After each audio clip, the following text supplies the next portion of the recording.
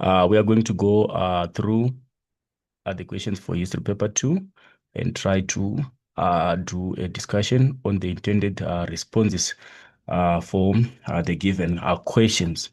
So as usual, you understand our paper is always out of 150 marks, which comes in the form of either you answer 2 source-based questions and 1 essay, or you answer 1 essay question, or you answer 2 essay questions and 1 source-based questions. Out of the 6 questions, 3 source-based questions and 3 essay questions. Right. Checking on our sections, we see our question number 1 is civil resistance in the 1970s to the 1980s. And our focus there will be the crisis of apartheid. We'll be looking at the different formations that were put in place by Black South Africans to try and challenge apartheid. Then question number 2 is focusing on the coming of democracy to South Africa. We're looking at events after independence, where we focus on the TRC. And question number 3 is the end of the Cold War and a new world order after the collapse of the USSR, events after 1989. Right, then our essay questions is civil resistance in 1970s to 1980s. Our focus there will be Black consciousness movement. Then our question number 5 is the coming of democracy to South Africa and coming to terms with the past. And our focus there will be looking at the negotiation process that brought a democratic South Africa in 1994. Then question number 6 is again the end of Cold War, which is end of world Cold War and the coming of a new world order, the events of 1989, the coming of Mikhail Gorbachev after the fall of the USSR. Right. So we are going to focus on our civil resistance, and also we are going to focus on the coming of democracy. And we are going to look at also the civil resistance as a part of the Black consciousness movement. Right, we move on to our questions. We do not need to waste much time. Right, we understand your focus areas when you're looking at internal or civil resistance. When you're looking at the source-based question, you must know your areas of focus, the possible areas that are examinable as source-based questions for your essay section of question number 1, which is the civil resistance. There's different formations of civil resistance that were enacted in South Africa. Right, this question you see is focusing on the Black Sash. It's looking at the Black Sash. That is your focus area, the Black Sash. So it's not only the Black Sash which is examinable, there are also other areas which are examinable under that topic of internal resistance. There are other sections examinable, like for example, the United Democratic Front, the UDF. And we know well that the UDF was apparently banned, was put on restrictions by the apartheid government because of its activities. It gave birth to the mass democratic movement. It's also another examinable area. Then we can also focus on the civic organizations. It's also another area of concern, the role of civic organizations. Then we can also look at the role of the end conscription campaign.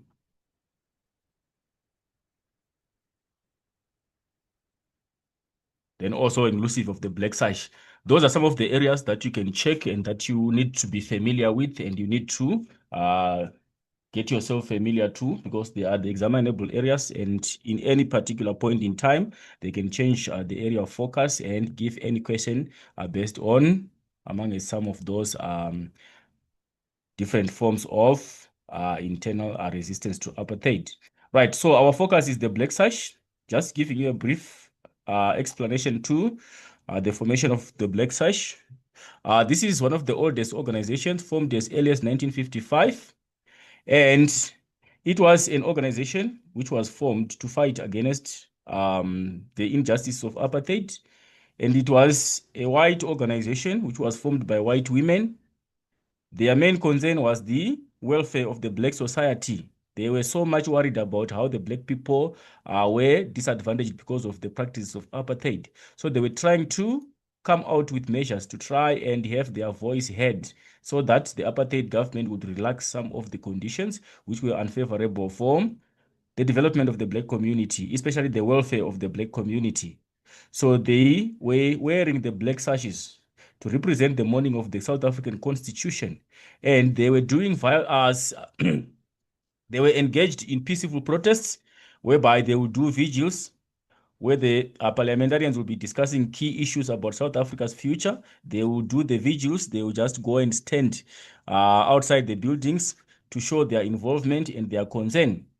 So that was basically how they were operating. And also they were trying to give advice, legal advice to the black society. They had offices whereby they were giving legal advice to the black society. And also they were trying to tackle issues involving welfare of the black society in the black communities. Right, basically that was the focus of the Black Sash as an organization, which was there to try and challenge apartheid. Right, let's go to our focus area. How effective were the strategies of the Black Sash in mobilizing against the apartheid regime in 1980s? Right, that is your focus for the question. And remember, when you are looking at the focus of the question, you must also take note that the same focus is the same focus for the paragraph question, for the last question of your source-based question. So as you're going through your sources, you also need to extract and highlight information that answers that particular question, because that is going to be your paragraph question at the end of your source-based question. Your 8-mark question will be based on the focus area of the question. So the question is saying, how effective were the strategies of the Black Sash? We want to analyze the effectiveness of the strategies that were put in place by the Black Sash. Were they successful? To what extent were they successful? What did they do? How can we be sure that they succeeded? What were the positive results that they realized from their intentions of resisting against the rule of apartheid? Right. So let's look at our first question. Our first question is based on source 1A. We also need to look at the context of our sources. Right, the context of our source is saying the extract below, taken from an article titled The Conscience of White South Africa, Celebrating the Black Sash 60 Years Later, written by T-Man M. A journalist, appeared in the Daily Maverick newspaper on 14 May 2015. Right, it focuses on the formation and the strategies of the Black Sash. The formation and the strategies of the Black Sash. That is the focus area for our source. So we cannot go through the source. Our focus is just to answer the questions and also to guide you on how you can extract information that will help you answer the question, and also how you can contextualize your arguments to answer a specific or some specific set of questions that will be posed on you to answer. Right, so we check on the first question. According to the source, what action by the apartheid government led to the establishment of the Black Sash in 1955? So this is a level 1 question, an extraction question. We must not be struggling to find the answer because it's an extraction question, which implies that the answer is already provided in the source. We only need to go to the source and find where to get the answer from. Those. It's saying according to the source. So if we go to our source, we want to identify the action that was taken by the apartheid government that led to the formation of the Black Sash. It says the Black Sash started on 19 May 1955 over a cup of tea by 6 middle-class white, outraged or angered by then government attempts at removing colored citizens from the voters' roll. That is where we get our answer there. We are seeing a situation here. The then government attempts at removing colored citizens from the voters' roll. So that was the motive of the development of the black sash. Their initial idea was to challenge the government's attempt to remove colored people from the voters' roll. That was the initial idea behind the formation of the black sash, as we are seeing from our source. Right, going to the next question. Define the term voters' roll. What is a voters' roll?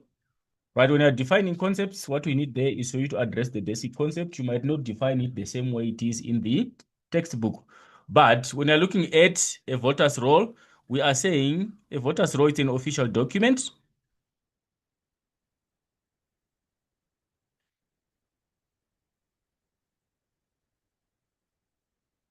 What does it serve? It's an official document with a list of people. A list of people who are eligible to vote or who are registered to vote.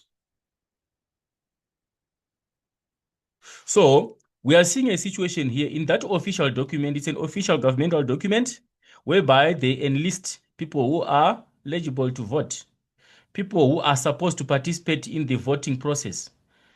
We remember during apartheid, it was not everyone who was supposed to vote. Remember, black people did not have a right to vote. So it meant that their names were excluded in the voters' roll. Their names were non-appearing in the voters' roll. And for that matter, in the Cape region, we understand the government was allowing some colored people to participate in the elections. So for that reason, the government attempted to remove them from the official document. They were planning to remove their names from that voters' roll, which is the official document, which has got a list of people who are eligible to vote or who are registered to vote. Right, that's the voters' roll. Right, moving on to the next question. Our next question, it says, name and two women in the source who launched the Women's Defense of the Constitution League, or the Black Sash, in 1955. This is also an extraction question. We are supposed to find the names of those women in the source. It talks about Jean Sinclair, talks about Ruth Philly, talks about Elizabeth McLaren, talks about Tasha Pipers, talks about Jean Bossas, talks about Helen Newton Thompson. These were the women involved in the formation of the Women's Defense of the Constitution League. So you check, there is one figure, the second figure is there, third, fourth, fifth, sixth, a list of 6. You just extract what the question requires.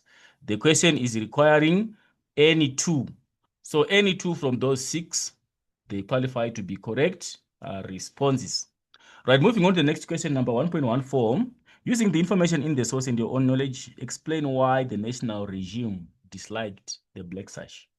Why did they hate the black sash? Right. From the onset of the formation, the black sash was against. From the onset of its formation, why was it formed? It was against exclusion of colors from voters' roll. From the voters' roll. Which meant that the black sash was apparently challenging apartheid. The government is planning to remove colored people from the voters' roll. At the same time, the black sash is opposing that. So it was hated for that reason of opposing that idea. And we can also say it was hated by the apartheid regime. It was disliked by the apartheid regime because of generally it was challenging apartheid practices. Or you can say it was against segregation practices. It was fighting against segregatory practices, which were a norm of the apartheid government. So which meant it was going against the will of the government. Or we can say it was representing the rights of Africans. The fact that it was advocating for fair treatment of Africans, it also made it become disliked by the apartheid regime. Or we can also say it was hated because it was assisting towards black people's welfare.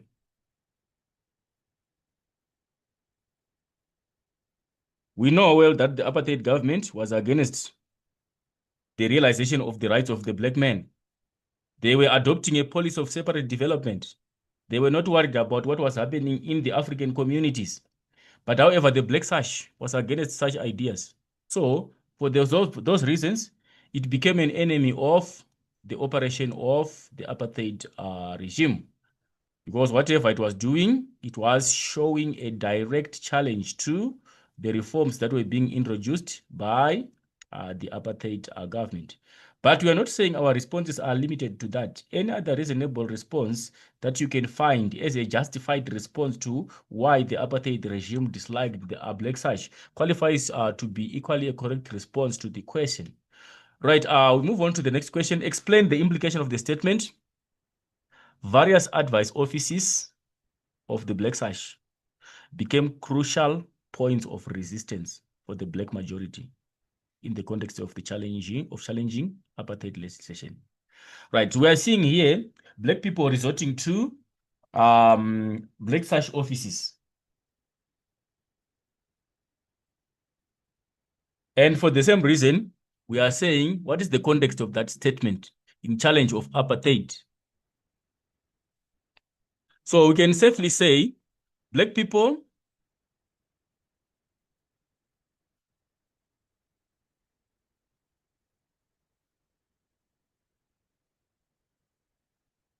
the black people relied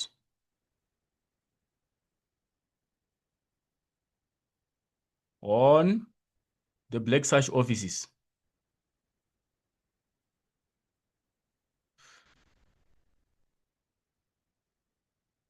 for support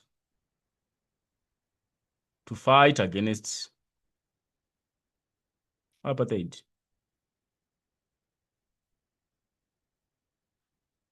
Remember, the black sash offices, they were there to give legal advice to black people, either those who wanted legal advice on how to get their imprisoned people out of prison, or those who had people in detention, they wanted to get advice on how to get their loved ones who were in detention out of detention. So black people were now heavily relying on the black sash offices for support to fight against apartheid. Or we can also say it was a much safer way for Africans to challenge apartheid.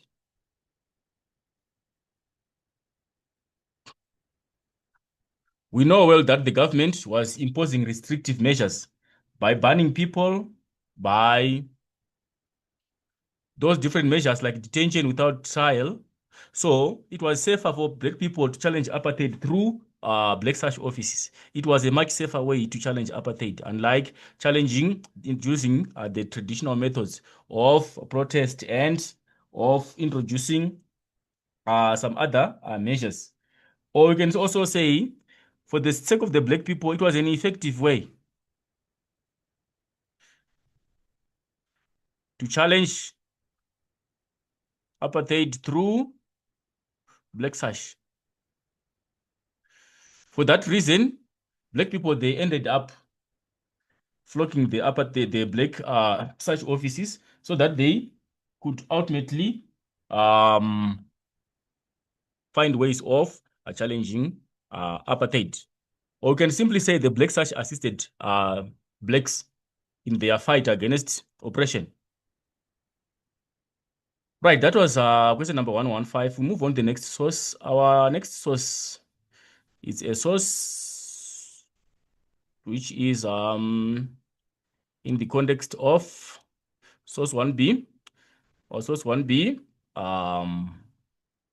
it's a photograph appeared in the Observation Post South Africa Military History publication on 3 October 2015. It depicts members of the Black Sash in support of the mass democratic movement. Defiance campaign, which anti-apartheid placards with anti-apartheid placards in Cape Town, August 1989. Right, so that's the picture. That's what you are seeing. And also we are seeing what is indicated on those placards. One person, one vote, abolish apartheid legislation, let's learn from history, free the press to tell the truth, all those demands. And on top, the banner is saying defiance is the right to peaceful protest. Right, let's go to our questions. Our first question is saying, comment on the importance of the words on the banner. Why are those words important? Defiance is the right to peaceful protest in the context of Black Sash strategies to resist. So if they're saying defiance is the right to peaceful protest, we are saying the Black Sash was encouraging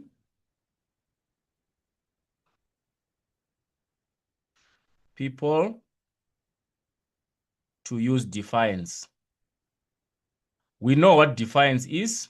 When we're talking of defiance, we are looking at disobedience. We are saying defiance is disobedience. We know there were segregatory laws that were put in place by the apartheid government. For example, the segregation of amenities. There were areas like the beach areas, which were meant for the whites and which were meant for the Africans, for Europeans and non-Europeans. There were train sections, which were meant for the Europeans and also the non-Europeans. When people were defying, they were disobeying those laws. They were disobeying those regulations voluntarily, not out of lack of knowledge, but willingly and knowingly. So they were encouraging people to defy as a way of showing their discontent to the practices of apartheid, which were unfair. Or we can also say there are Black Sash advocated for peaceful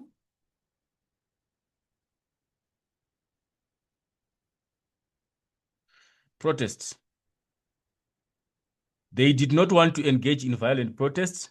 They wanted people to engage in peaceful protests. That is why they are having that banner with that written information.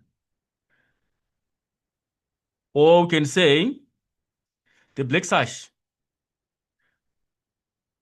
did not want the government to impose restrictions on them.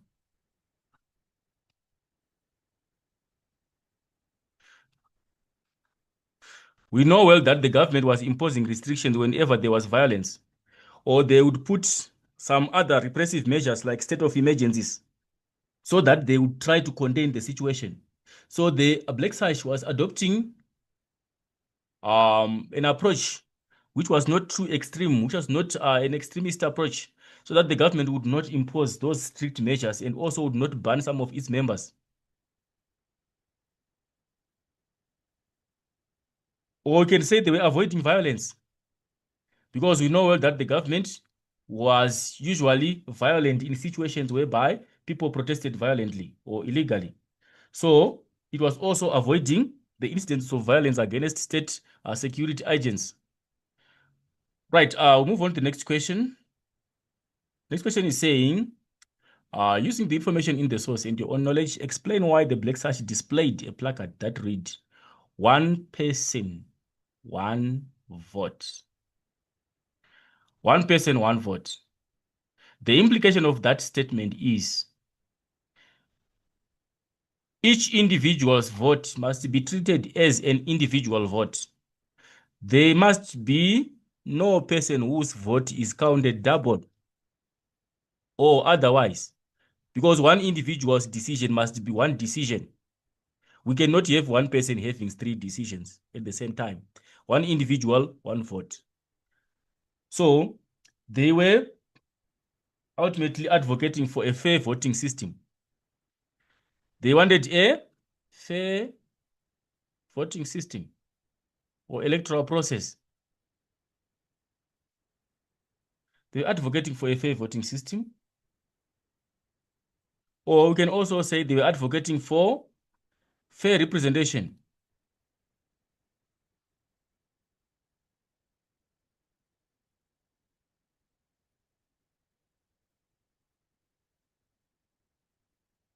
On the votes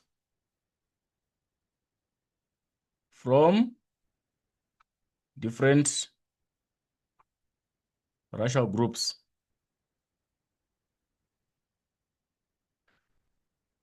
They were advocating for a fair representation of votes on votes from different racial groups because the system was unfair in such a way that a white person's vote could be counted as a double vote.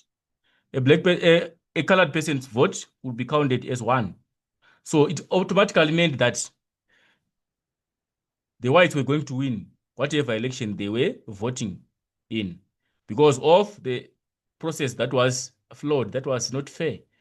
So they were advocating for a single person's vote must be regarded as a single vote. One person, one vote. Right. Then number 1.3, refer to sources 1A and 1B. Explain how the information in source 1A supports the evidence in source 1B regarding the strategies used by the black sash against apartheid. Right, what I just wanted to encourage you there is for you, when you are answering this question, can you please follow the format of comparing questions? Or when you're contrasting questions, can you please use the format which is prescribed? Do not use your other formats. You end up copying sources. You end up writing paragraphs where you are supposed to be getting one single idea. You compare to the next source idea and show how those two ideas are similar. So our format reads like this. Always remember, when you are comparing sources or contrasting sources, we are supposed to use this same format here. You say source 1A says whatever it says. And you have to rephrase that. You're not supposed to copy the source. Paraphrase the information, get only the idea in the source. Do not copy the source. Says whatever it says. And this is supported by source 1B, which, if it's a written, which says, or if it's a visual, which shows. You understand? This is a simple format. And make sure you present one idea here. Don't present 3 ideas. Don't bunch your ideas. Don't write too many things. Find one single idea. Source 1A says this. And this is supported by source 1B, which says this. Those two must be related. They must show similarities between those two sources. And you must present a single idea, and show how that single idea is portrayed in the other source. Not to copy sources and end up writing paragraphs. And remember, this is a 2-by-2 question. This is one bullet, which is going to give you 2 marks. You don't get 4 marks for this. You only get maximum 2 marks. Present another bullet in the same format again. Source, find a different idea now. Do not present the same idea that you have presented here. Find another different idea in the source. And use the same format. This is supported by source 1B, which says. Do not use, I understand you get to download memos and try to check responses. The memo is for the examiner, not for the learner. The examiner knows what they are supposed to do when they are marking. And you are not a marker, you are a learner. You are supposed to follow instructions. If you see a marking guide which says both sources, that is not for you. You must not use that format. Leave it to the memo. The memo is not yours. Right. So you must stick to this way of comparison of sources. You must stick to this format. That is the prescribed and the standard format of comparing sources and nothing else. Right. So you want to find ideas which are similar from the two sources and present them in the right source comparison format. Right. Like if we check, we go to our sources, try to find ideas and try to compare the ideas. This is a visual source and this is a written source. Right. If we try to check, for example, I will highlight maybe 2 or 3 examples of how you must compare those sources. Right. If you check here, the black sash, how was it made up of? It started over a cup of tea by 6 middle-class white women who were angered by the government attempt. So we are saying the idea here is the black sash was made up of white middle-class women. That is your idea. Pick that idea only. The black sash was made up of, source 1A says the black sash was made up of middle white class women. And this is supported by source 1B, which shows white women. This is a white woman. This is a white woman. This is a white woman. This is a white woman. So you see, that is how you compare. You get an idea there. You see how the same idea is presented in the other source. Black sash was made up of white women who were infuriated by the government's idea. And this is supported by source 1B, which shows white women. You go and try to identify another idea from the source. Right. If we look at our source, we see the names of the women, and we also see strategies employed by this silent sisterhood, included black sashing or wearing of a black sash. You see an idea there. Source 1B, 1A says the women were wearing black sashes, or they were using black sashing. And this is supported by source 1B, which shows the women with their black sashes. These are the black sashes that we are talking about. These ones. These ones. So you see how easy it is to compare sources. Besides that, you can still find other ideas from the source.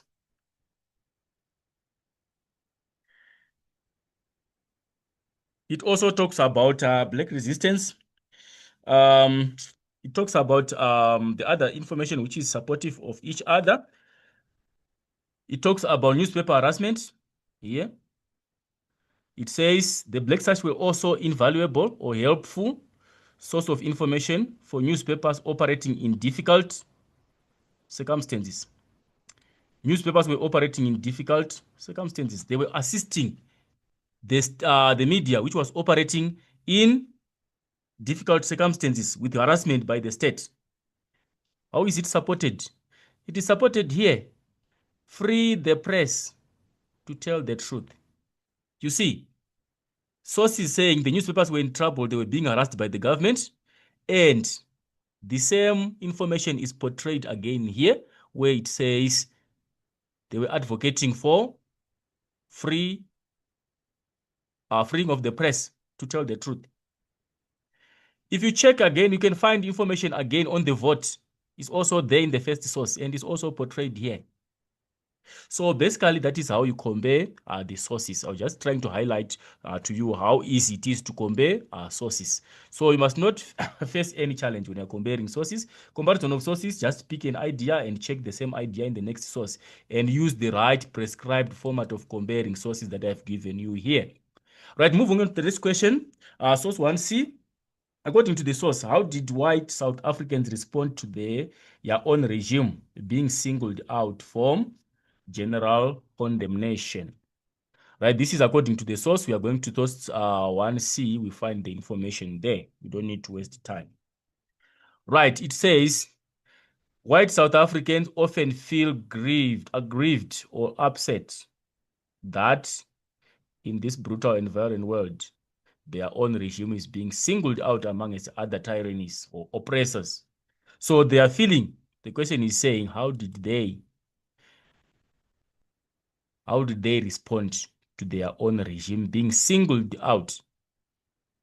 Their regime was being singled out as the only one. So they often felt aggrieved or upset. They were very angry that in this brutal world, why are you exposing us of doing brutal things against the blacks? Let it happen because it's a thing of the world. Why are you condemning us when there are other tyrannies or oppressors who are oppressing people across the world?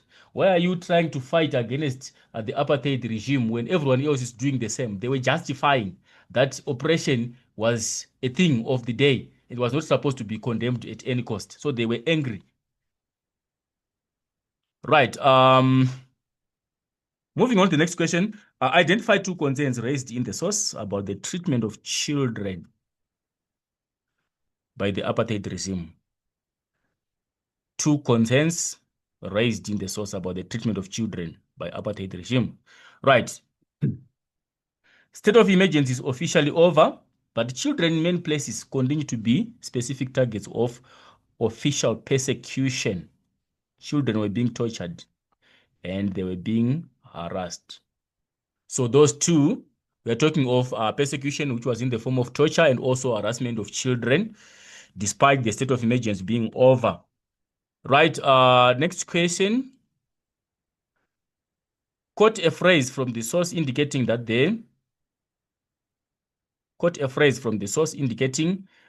how the author proposes to consider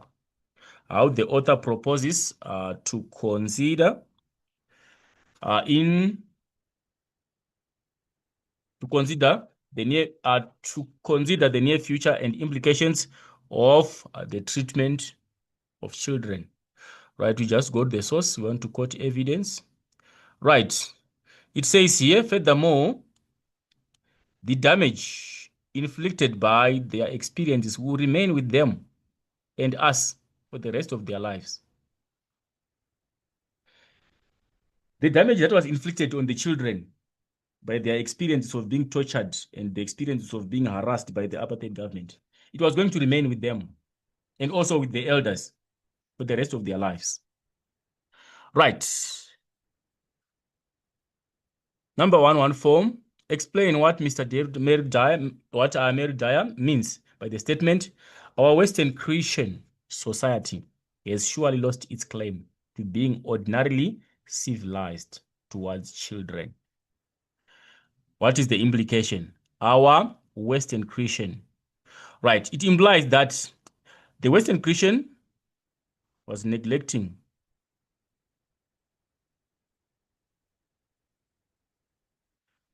the basic rights of children.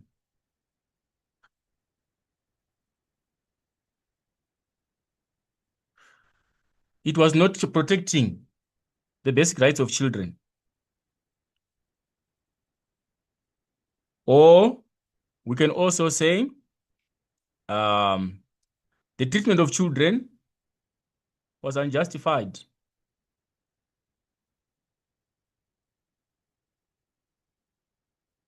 The treatment that was given to children was unjustified.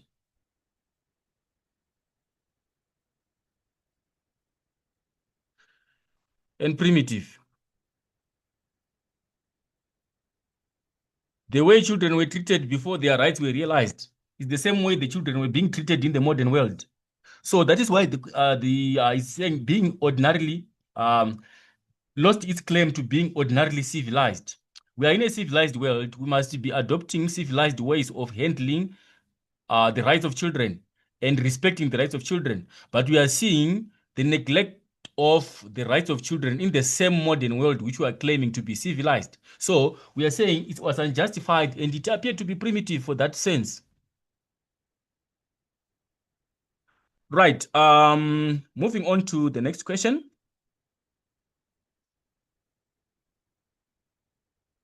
Explain the term solitary. Sorry. We're moving on to source 1D. Right, source 1D, let's check the context of the source. Right, the context of the source, it says, source 1D is an extract below from a book published in 1991, the book titled Black Sash, The Beginning of a Bridge in South Africa by Case Pink, a chronicled or reported women's human rights abuses for the Black Sash.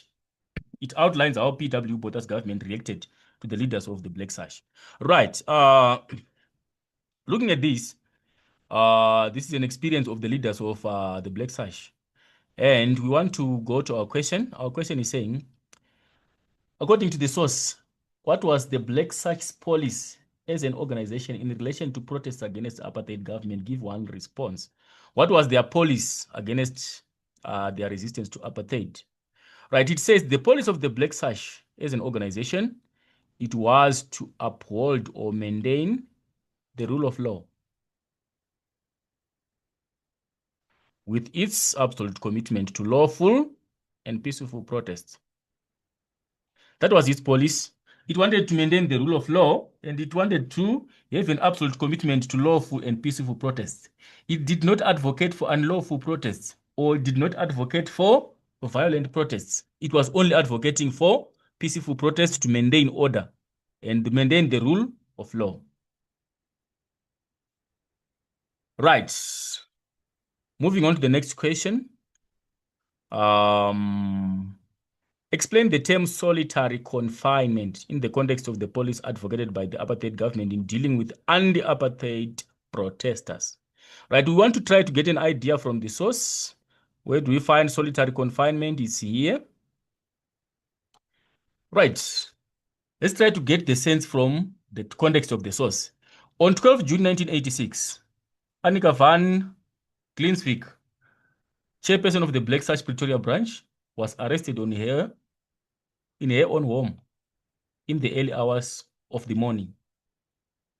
She was kept in solitary confinement in the Pretoria prison for several weeks and then taken to police cells where she was interrogated.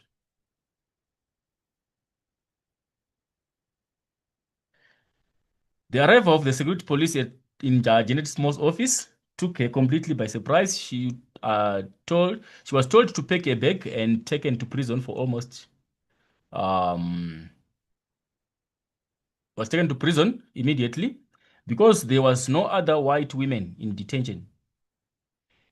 And because the prison authorities were very strict about racial segregation, she found herself in solitary confinement for 3 months. Again, we are seeing the same concept, solitary confinement. So we can get the idea there. When someone is being kept in solitary confinement, it means that they are being locked in isolation. Someone is being locked in isolation. So our solitary confinement here in ordinary understanding, we are saying solitary confinement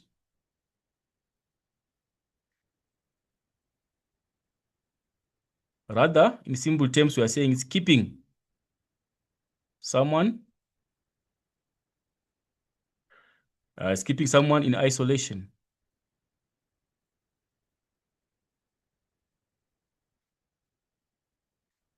Or imprisoning a person alone.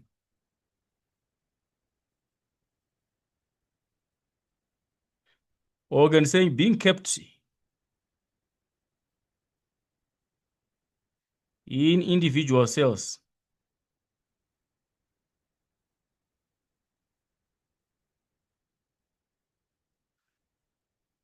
That's solitary confinement. You are alone and you are by yourself. You are locked up in a space which is confined. In a smaller space, you're looking at a cell situation here. You know the cells, like an individual cell. You are alone there. You are by yourself. You are separate from any other individual. You are in solitary confinement. Right, let's move on to the next question. Why do you think Janet Small was banned from speaking to journalists? Or writing for publication after being released from prison. Why did the government deny her a right to talk to journalists or deny her to make a publication? Right. For obvious reasons, it was that so that she could not expose the harsh conditions she was exposed to.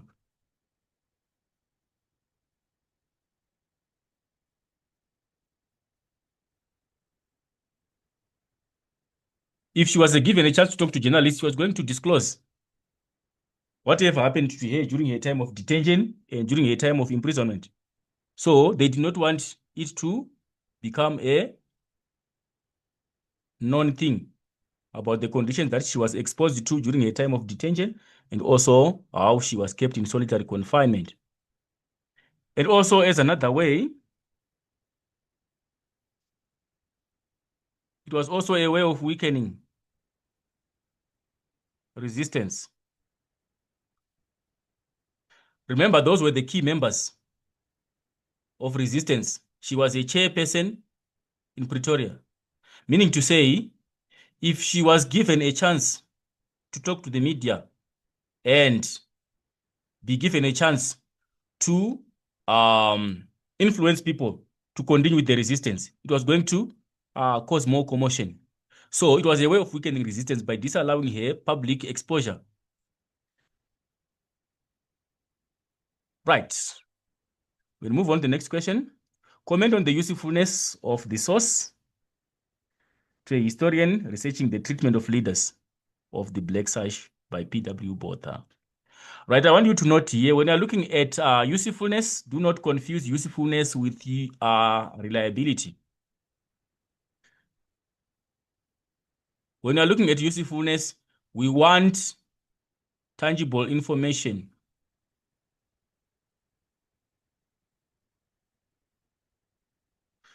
What tangible information are you going to are you getting from the source about the treatment of leaders by the government? That is what you want to check there. So if you check on the of source trying to figure out useful information, we can say it's useful because it tells us that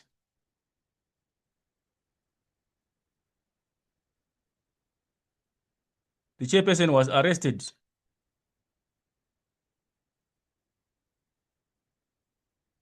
at her home. She was not in action. She was not protesting. She was ultimately at her home early in the morning. So it's useful information. It gives us how the apartheid government was operating. It gives us a view. If you're someone who is learning about the treatment, you can see apparently that the Black Sash women were the targets of the apartheid security forces. Someone is being arrested at their home. They are not even in action. They are not protesting, but they are being arrested. It's useful information.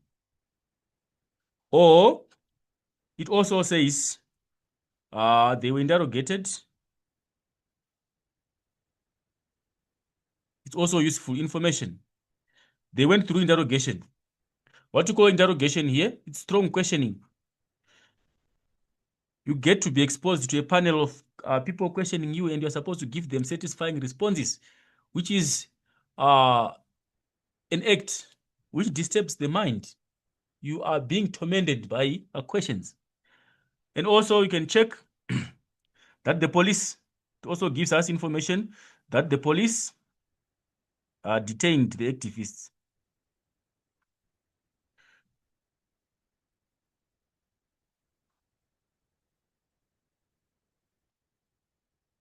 And to be specific, they were detained in confinement, in solitary confinement. It's useful information to know how they were detained. They were detained and kept as individuals alone without interacting with anyone. So it's useful information on the treatment. And also, if you check, we also see that they were exposed to racial segregation. They did not want them to mix with other races. But the Black Sash was a liberal organization which was inclusive of all other races. They did not care who joined them in the fight against apartheid. They were even fighting for the black communities, for the media. But however, the security forces, they gave them strict segregation practices that they could not mix with any other people. This chairperson, since there were no other white women in the police cells, she had to be kept in solitary confinement on her own because they were practicing strict segregation. So if you check, that is useful information. So there's a difference between usefulness of a source and the reliability of a source. Reliability, you are saying, can we trust the source? Is this the truth? Can we safely conclude that we are getting correct information? That is reliability. Usefulness, we are saying, what information of substance are we getting from the source? Right. Going to number 1.6. Using the information in the relevant sources and your own knowledge, write a paragraph of about 8 lines explaining how effective the strategies of the Black Sash were in mobilizing against the apartheid regime. Right, I'll highlight on what we are supposed to do when you're answering a paragraph question. The ideas, you'll find them in the sources. Because remember, our paragraph is always supposed to be written in the PIL format. The same way you write your paragraphs in the essays should be the same way your paragraphs look for a paragraph question. The first part is we want a point or we want an answer or a line of argument. Here you must create your own independent line of argument according to your understanding. And your independent line of argument, you must be able to support it because it's yours. You must support it with explanations and evidence. Then you explain. Here when you are explaining, you are not copying sources. Explain in your own words. You are explaining your line of argument. Yeah. Or you're explaining your answer. Why are you answering the question in that direction? That is what you are explaining there. Maybe 2 statements explaining your answer. And you don't quote here. Whenever there is no quotation, we know that it's your own knowledge. You don't need to put own knowledge in brackets. You just write. We know that where there is no quotation, it's your own knowledge. Then when you give evidence, that is where you quote from sources. And when you are quoting, don't copy the sources. Just get the idea. This. The Black Sash was doing this. We are looking at supporting evidence on how effective they were. You indicate you got that in source 1A. You want to quote another piece of evidence. They did this. You are paraphrasing. You got that in source 1C. Do not use other funny quotations like it as it is in source 1A. Put the idea first, put the source in brackets at the end of the idea. Straight as that. Then provide a link. Otherwise, you are saying, how is what you said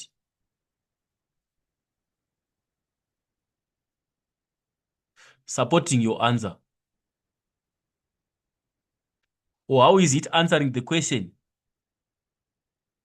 That is a link. We're not saying repeat the link, repeat the opening statement. You are supposed to find ways of linking back to a line of argument. How is it answering the question? Whatever you were saying there, how is it related to the question? How is it answering the question? That is a link. So, like for example, I'll just give you a common example here of how you're supposed to answer this paragraph question correctly. Your line of argument must answer the question or your first opening statement. You must not start with explanations. You cannot start by explaining before answering a question. What are you explaining? You must respond to the question first. Then you give supporting information to your question. Again, were you in school yesterday? No, I was sick. Are you answering the question? There's no answer to the question there. Start by answering the question. Were you in school yesterday? No, I was not in school.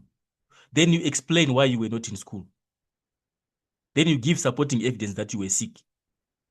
Then you substantiate that you could not qualify to come to school because you were not fit enough to be in class. That is a paragraph. So we are saying here,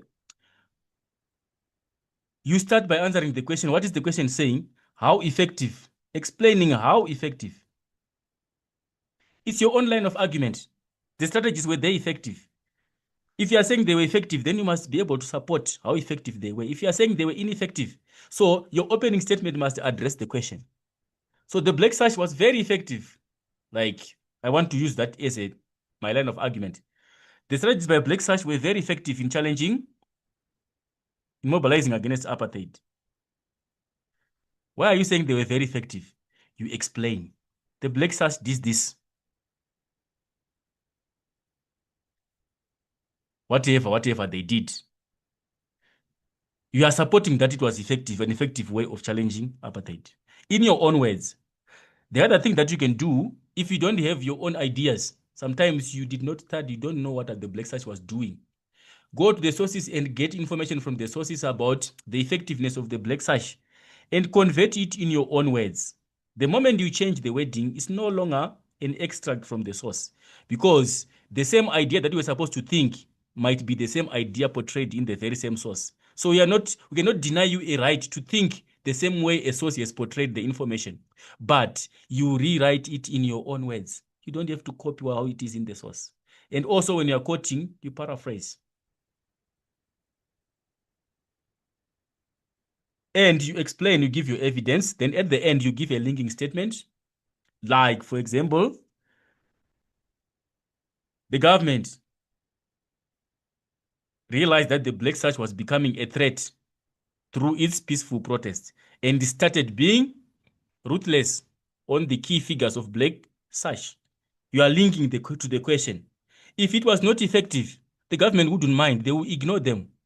But the fact that the government was now taking strict measures, we're now arresting the key figures of the black sash, it shows that it was very effective in its ways of challenging apartheid. You cannot fight someone who is not competing with you. The fact that the government was now taking ruthless measures of arresting and keeping them in confinement, it actually shows or supports that the black sash was effective in challenging apartheid. Right. So that is how you answer the question. That brings us to the end of our first question. We are going to do question number 2 on the TRC. Why was the Mohapi family dissatisfied with the manner in which the TRC dealt with the death of Mapetla Mohapi in 1976? Right, we don't want to waste time. We want to answer the questions. Right, if we check, we are looking at the role of the TRC here in addressing the injustices that had taken place, that were done during the apartheid era. This is a post-apartheid institution which was meant to provide a peaceful transition from apartheid to a democratic South Africa. So we want to check on the first question. First question is saying, according to the source, in which village was Mapetla Mohapi born? Right, this is an extraction question. We don't want to waste time. We go to our source. Our source is here. The source below is from a book titled Coming to Terms, South Africa's Speech for Truth by Meredith. It highlights Mapetla's Mapetla Mohapi's political life until his death. Right, where was he born? Mapetla Frank Mohapi was born in a rural village of Tezanasuk in Stekspruit, which is the Transkei. So the village is this one. Right, moving on to the next question. Quote a reason from the source why Mohapi and other leaders of SASO and the Black People's Convention were detained in 1974. We want to quote a reason, which is an extraction question. Right, we just go to the source. What is it saying about their detention? Right, if we check here, it says, after students at several black universities held The students held pro-Frelimo rallies in October 1974 to celebrate the independence of Mozambique. That was when they were detained. Remember the Viva Frelimo rallies that were conducted in South Africa through the influence of Black consciousness. The Viva Frelimo rallies were uniting Black people and were giving Black people a hope that independence is on its way. After Mozambique became independent, South Africa was also feeling that independence is on its way to South Africa.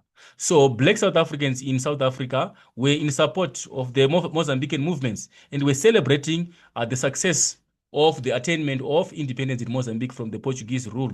So apparently, they were believing also that one day the apartheid government was also going to lose its grip on the Black South Africans and they will be united as an African region. Right. We'll move on to the next question. Right. 213. Question number 213 says, why do you think Mohapi was restricted to King Williamstown in September 1975? Why was he restricted in King Williamstown? Right. King Williamstown in the Eastern Cape. Our history that we know that the community projects were dominant in the Eastern Cape.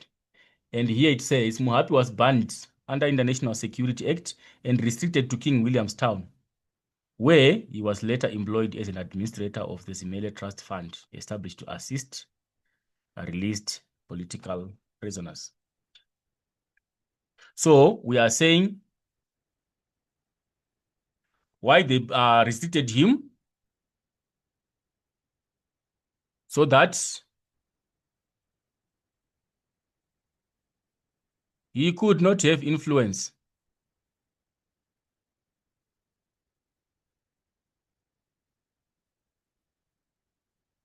over the released political prisoners.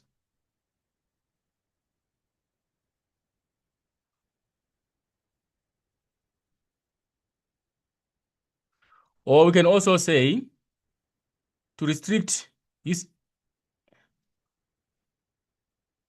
his impact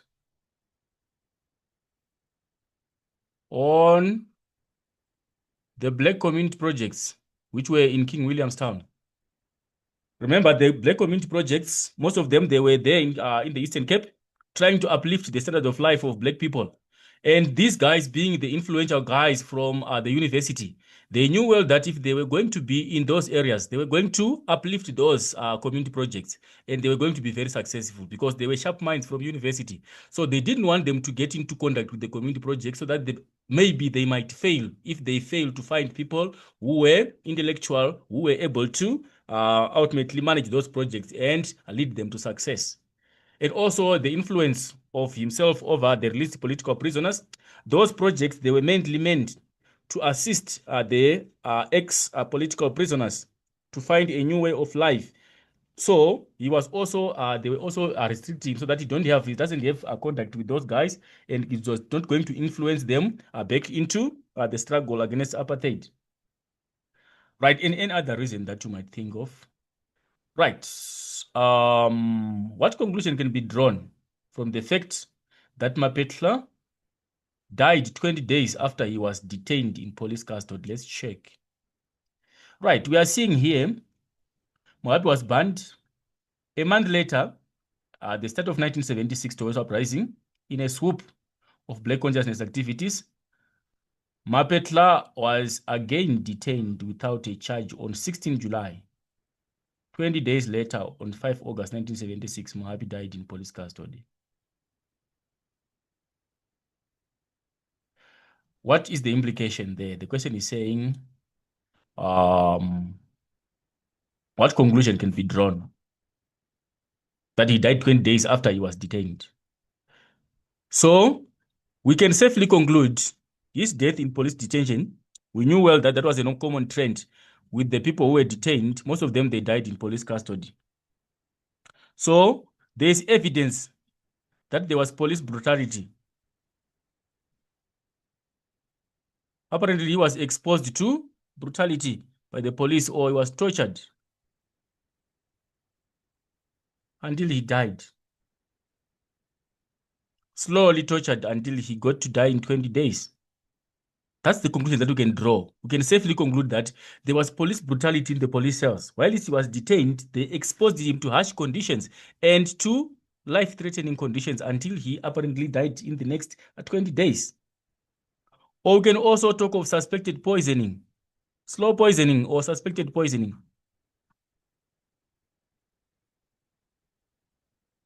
We can also safely suspect that the police were using poisoning on political detainees.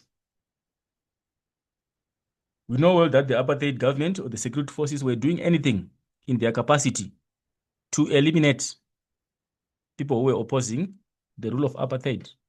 Right. Moving on to the next question. Identify 3 reasons in the source why Ms. Mohapi attended the TRC human rights violations hearing on 15 April 1996. So moving on to the next source, we want to check on why Ms. Mohapi attended.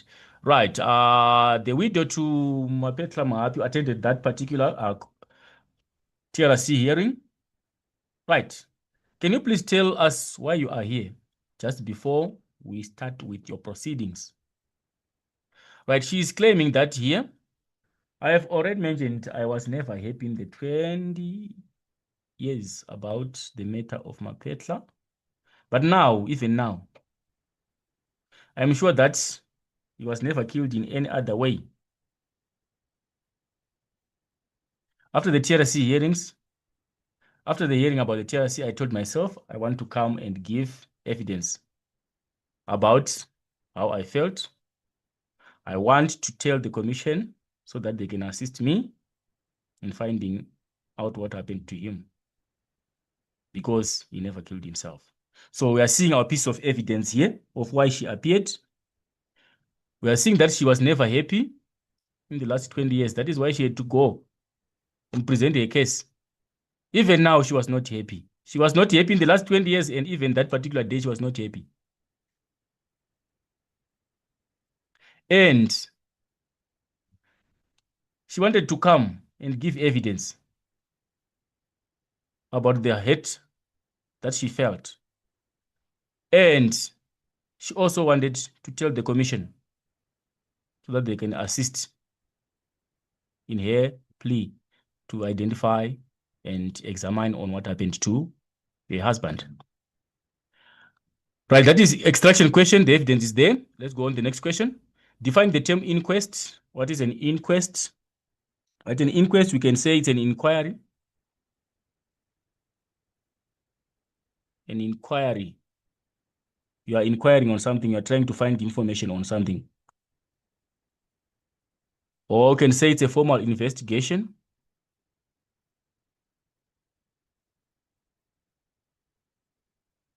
Which is usually, it's a formal investigation. Usually in the cause, especially is done to prove the cause of a death.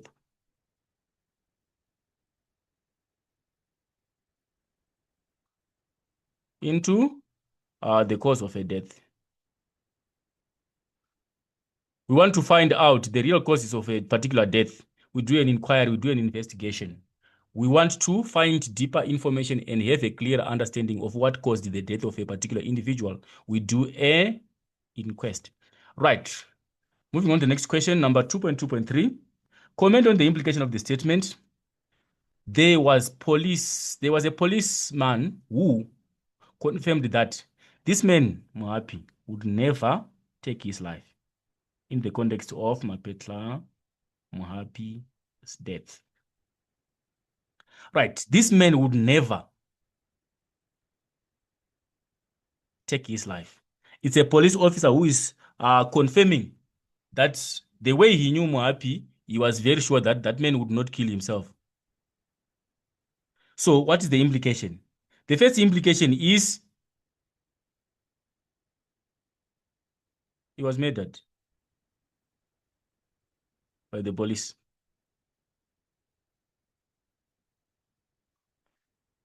If someone is testifying that this man, I know him, he will never kill himself, then what happened to him? It meant that he was murdered by the police. Or directly, We can also argue that there was foul play.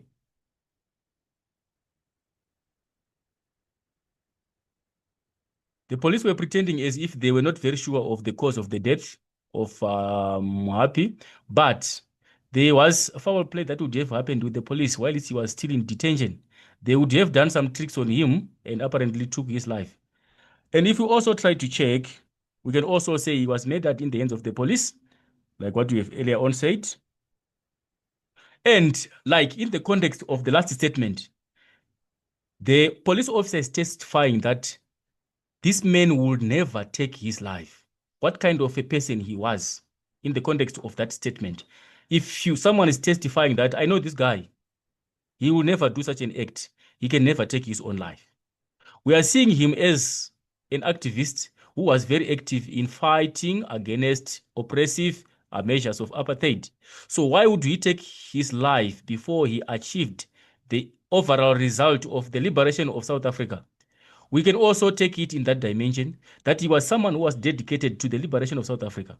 And there was no way he could terminate his life prematurely before he realized the liberty in South Africa, or before he realized the democratic South Africa that he was fighting for. You cannot fight for something for long, then along the way, you retire by taking your own life. That was not a justified claim that the police were giving. So based on that argument, we can safely conclude that because of his determination towards the liberation of South Africa, he was not a traitor or someone who was apparently fearful against the apartheid government. He had been detained for quite a number of times. Starting from university, he had faced the ruthless hand of the apartheid government, but he was still soldiering on, trying to fight against oppression. So why would he take his life in the hands of the police? There was no reason. Right. Then we check explain why Nonhle Mohapi was surprised at losing the case in the Supreme Court. Let's check in the source. Why was he surprised? Right. If we check here, it says in the Supreme Court, it was also said that nobody could be blamed about what happened. We were told that we have lost the case and we have to pay the cost. How would a court say nobody could be blamed about what happened?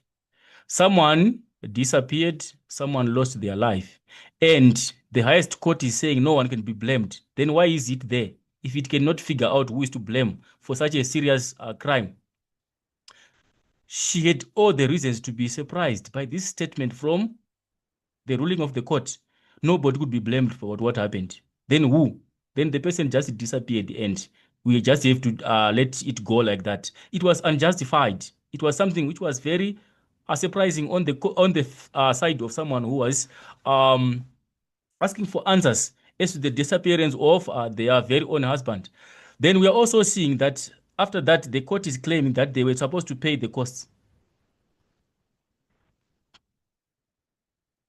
We have lost a court case, and again, you are supposed to pay the costs. And if we check the nature of the costs, they were supposed to pay 250,000. What costs were incurred by the costs, which amounted to 250,000 in their investigation? A court sitting claiming the cost of 250,000. They were ultimately avoiding the claim against the disappearance and the death of Mohapi. That is why they were giving all those false claims that we could not find someone to blame. And also you are supposed to pay for the costs. They just wanted to discourage the family from pursuing the case. Right. That is question number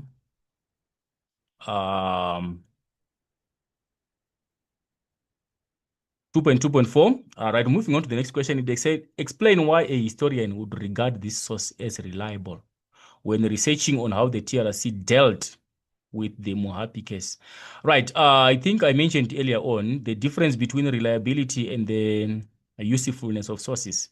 When we are talking of reliability, are we saying this source is reliable? What we need to check for you to determine the reliability of a source, you need to check the nature of the source. Right. When you're analyzing sources, we tend to find that primary sources are more reliable. First-hand information is more reliable than secondary sources. Something that you eyewitnessed is we can safely rely on what you tell us over something that you witnessed physically. Unlike narrating a story that you were told by someone else who were attending a particular event and you being in absentia, we can misrepresent some facts, or you can miss some other facts, or you can be biased, or we can have some exaggerations. Right. So you check on the nature of the source. We are not saying all eyewitness sources are reliable, but they are more likely to be reliable compared to secondary sources. That's the idea when you are looking at the nature of the source. Right. Then you also check the time frame. A source which was produced in 2025 talking about apartheid in 1972, that source is most likely to be unreliable because of the time factor. If you are narrating a story that happened in the morning and it's in the evening, you still remember a lot of facts. Unlike narrating a story that happened in the last 35 years. So you check also on the time frame of the source and try to analyze if the time frame of the source is apparently in line with the time of the historical event. Then you also check, besides checking the time frame, you also check on the purpose of the source. Why was it created? Some sources are created for the sake of propaganda, to influence people to think in a given direction, to make people believe what they must, to make people believe something which is not realistic, something which is not true. So if you check if it's an informative source, it's more likely to be reliable because there is no propaganda there. You are not creating a source to influence people to think in a given direction. Then you can also check on emotive language.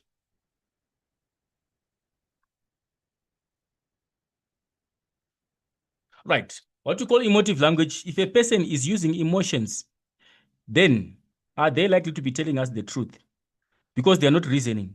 They are using emotions. If a source has got emotive language, be mindful that source is most likely to be unreliable. Like those sources mostly in paper one, when you are looking at the origins of Cold War, how the communists label the capitalists. They label them as fascists, or they label them as dictators. And yet, if we look into the realistic of the nature of capitalism versus communism, which one is more fascist than the other, we see that communism is more fascist, but they label capitalism as fascist elements. That is emotive language.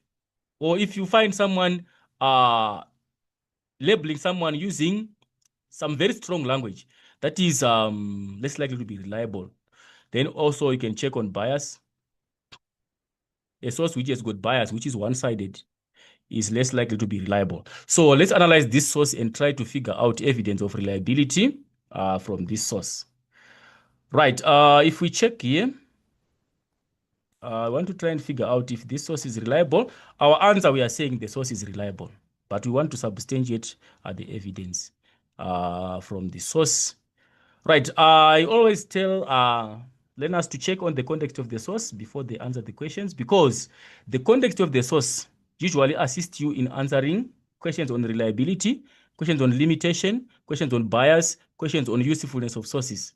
So don't start answering a source before looking at the context of the source. What is the source about? Who created it? Why was it created? Then you can also use that information to answer on those questions. Right. Is reliable this source? Because it's from TRC hearings. We know that the TRC was instituted by the government of South Africa after independence. And we know that the TRC came into play under the directorship of Desmond Tutu and Alan Borain. That is non-information. So if this is an extract from an event which is known in the history of South Africa, then it's reliable. And also, if we check the time frame, it was held on 15 April 1996. The TRC was elected soon after independence in 1994, and it did its work until around 1998. So if we check, this is an extract which was ultimately created on the 15th of April 1996. So it's also reliable because of the time factor. The time frame of the source is lying within the time frame of the operation of the TRC and the investigative hearings of the TRC. And also, if we check the person who is portrayed here, if you remember the Black consciousness, Mapetla Mohapi was one of the people who were influential in influencing university students in the at University of Teflop, which is now Limpopo, amongst some of the members of the Black consciousness like Steve Biko and those other guys. So this is a well-known figure in the history of South Africa. And if we are hearing a testimony and we are hearing a human rights violation committee holding a case involving a prominent figure in the history of South Africa, then we can safely rely because of the figures who are being investigated in this extract of our source. Right. That is how you must answer a source on reliability, but we are not limiting it to that. There are other aspects that you can also look at to justify that a source is reliable. And do not usually change the question. Like if a question says, comment on the usefulness of a source, then you say the source is not useful. Usually you fail to find information to support because already there is a question on limitation of sources. If the examiner knows that the source is limited, they will ask you directly that comment on the limitation of this source because limitation is the opposite of usefulness. If a source is limited, it means it's giving us less information and it does not teach us anything. Then if a question is saying usefulness, then it means that source has got a tangible information, tangible historical facts that you can use and help you understand a specific historical aspect. Right. Then we need to analyze also the next question. The next question is based on source 2C. Source 2C is a photograph which was taken of it's a family photograph at the police station. These guys wanted to actually do an investigation in the cell where Mohapi was claimed to have committed suicide, but apparently they were denied access into the police cell. That's the source that we have as source 2C. Right, so let's check the questions. Why might the Mohapi family want to visit the cell in which Mapetla died? What might be the motive of them visiting the police station and trying to get access to the cell? Right, we can argue over that question why the family chose to go to the police station and try to find out about the death of their loved one. Right, our argument, we can argue that they wanted to ascertain if there was any evidence there in this in the police cell.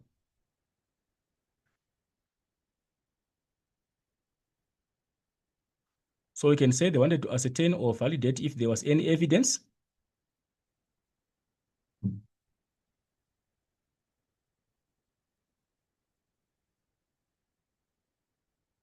We know that where a person can commit suicide, you can justify that it's possible for a person to commit suicide in a given situation. But in some situations, it's not possible. So they wanted to actually get proof, or they wanted to validate the statement because they were not sure and they were still unsure of the claims that were made by the police. So they wanted actually to prove for themselves if it was possible that a person would commit suicide in that police cell.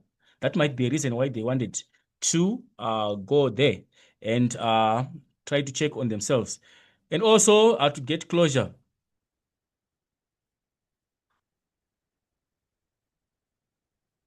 on the loss of their loved one. We know as Africans, we visit places of accidents to get closure on the loss of our loved ones. So they wanted actually to visit the exact place where their loved one lost his life. It was going to assist them to get closure in regard to the loss of Mohapi. But however, the police denied them access to the police cell. And we might also argue that they might have wanted to perform either some religious or cultural rituals.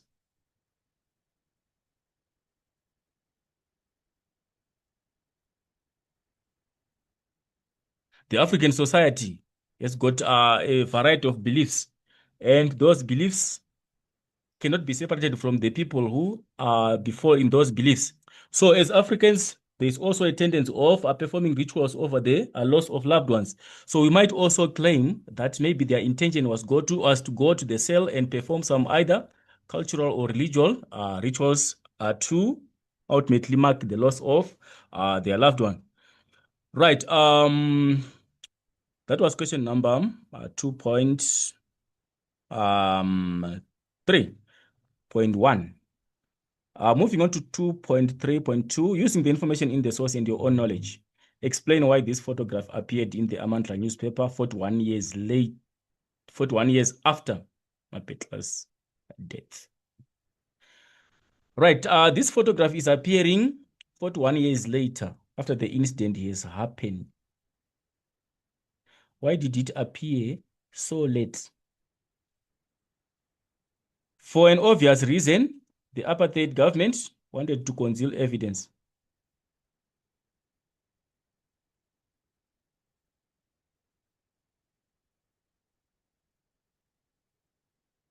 They wanted to hide evidence. Remember, they denied the family access. So they did not want the public to know that they denied access to the police cell to the family of the person whom apparently they had murdered. So they wanted to conceal evidence. And also, we might say why it appeared 41 years later after the death. We can attribute it to the apartheid government was fearing international exposure and criticism.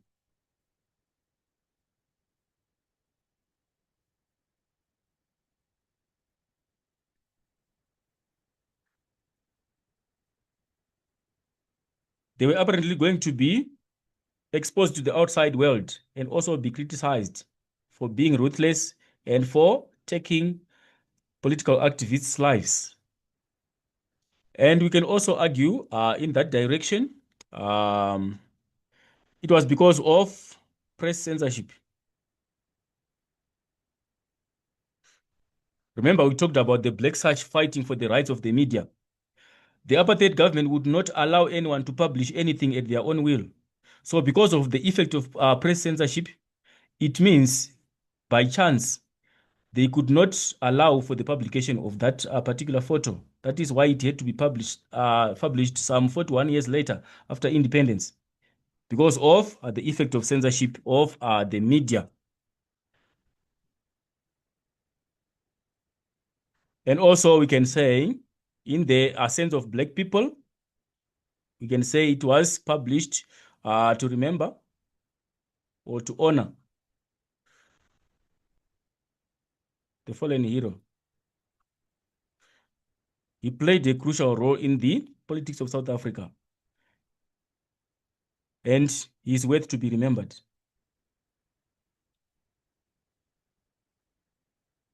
Right.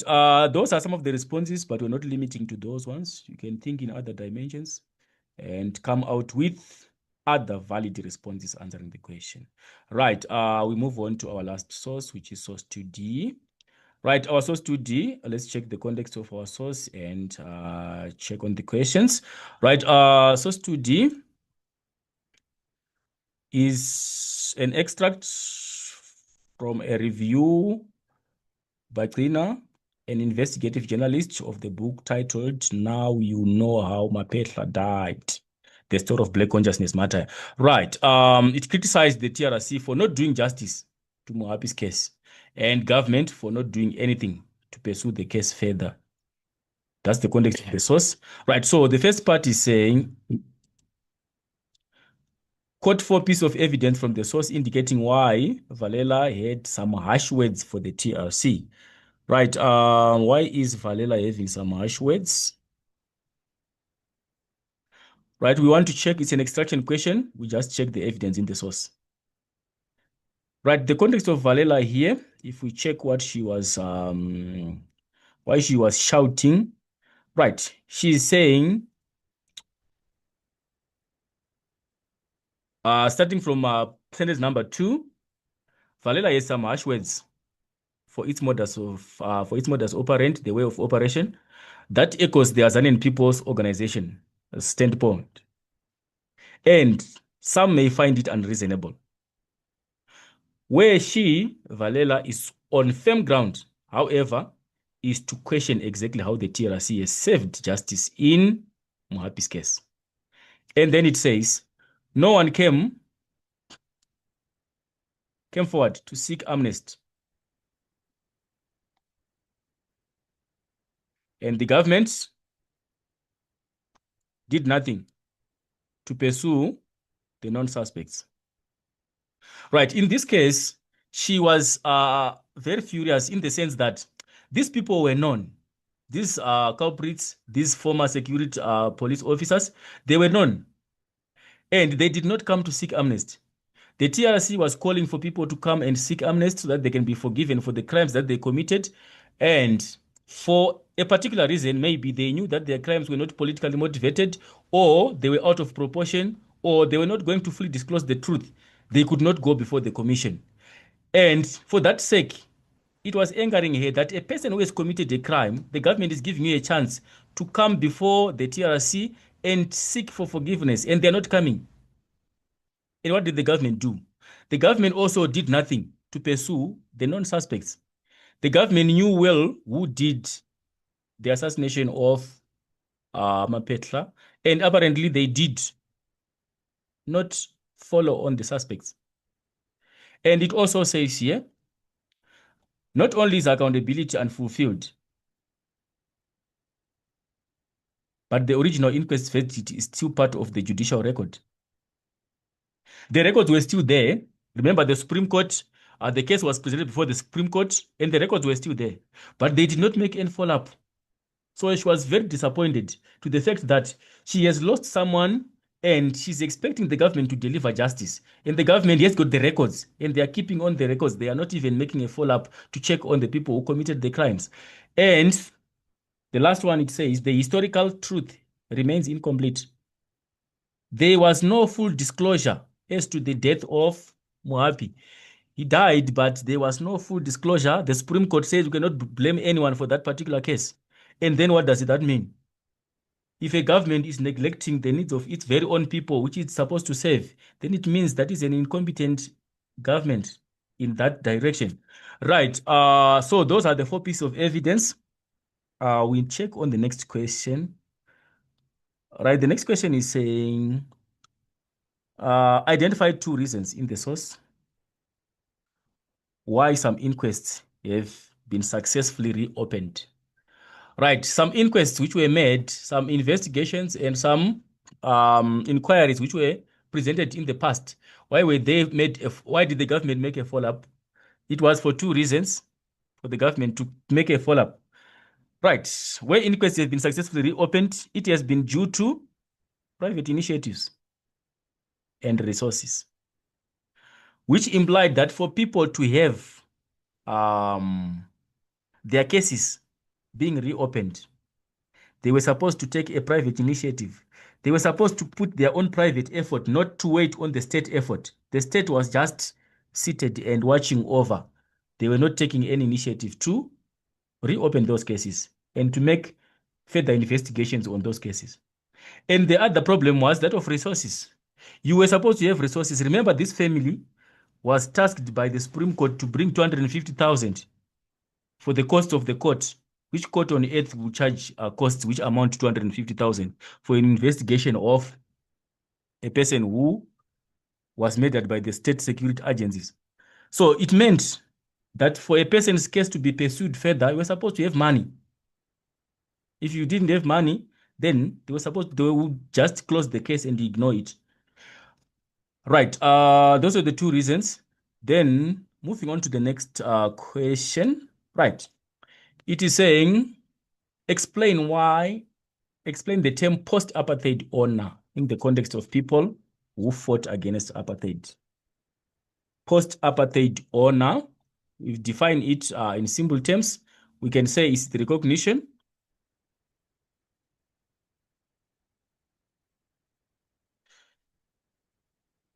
or we can say it's the respect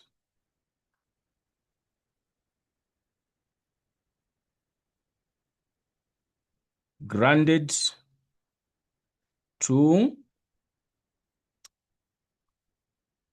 political anti-apartheid activists.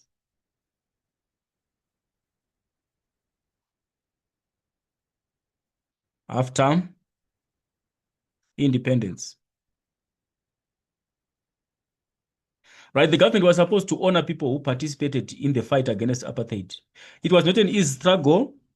Remember, the struggle began as early as the formation of the Union of South Africa in 1910. And it was a continued struggle until the apartheid government came into play in 1948. And when it instituted segregatory practices, which became an official policy of apartheid, things became very difficult for the black men. There were several things that were implemented by the government. There were several laws and regulations and measures that were meant to segregate black people from the white community. And because of the policy of separate development, people were exposed to extreme economic disadvantages. Not only economic disadvantage, but in all aspects of life. Political, social, economic, black people were marginalized. And for that sake, there were people who opted to sacrifice their own personal selves to fight against that. Remember, because of we're talking about the self-consciousness of the black people, which was supposed to be reinstalled through black consciousness. People were having a sense of self-pity. Most of the black people had accepted that we cannot fight against the white man. Let's leave him. Let's leave him do what he wants, and let's let him decide for us until maybe we don't know. But there are people who sacrificed to fight against such oppression and to fight against those injustices of apartheid. Those people were supposed to be honored post-independence. After independence, they were supposed to be recognized. Their works were supposed to be honored after the government attained independence in 1994. So that is basically what we refer to as the post-apartheid honor in the context of the people who fought for apartheid. They actually did a very great job, which is supposed to be honored for the entire life of South Africa.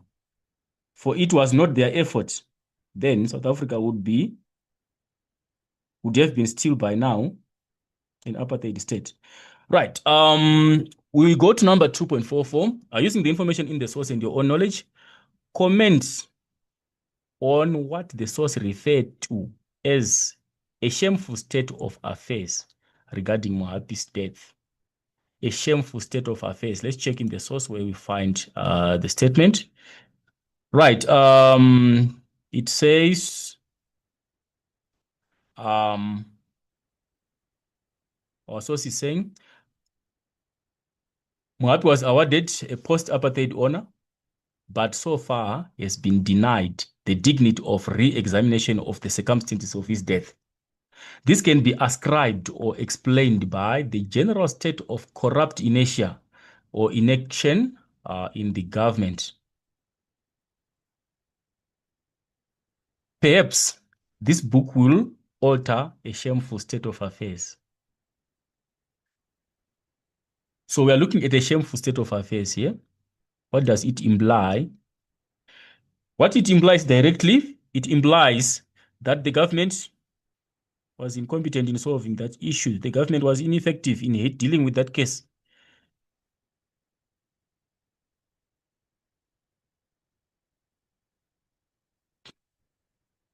Was failing to handle cases properly. The judicial system, if we check, the Supreme Court is denying and is also saying we can't find a blame. Then are we supposed to find the blame? And who is supposed to handle such cases? It is the duty of the legislation to handle such cases, but the government is folding its hands, looking into such a grave situation. So the government was ultimately failing to handle cases properly. That is why it was in a shameful state of affairs. And also we can say, in other dimensions, the TRC was ineffective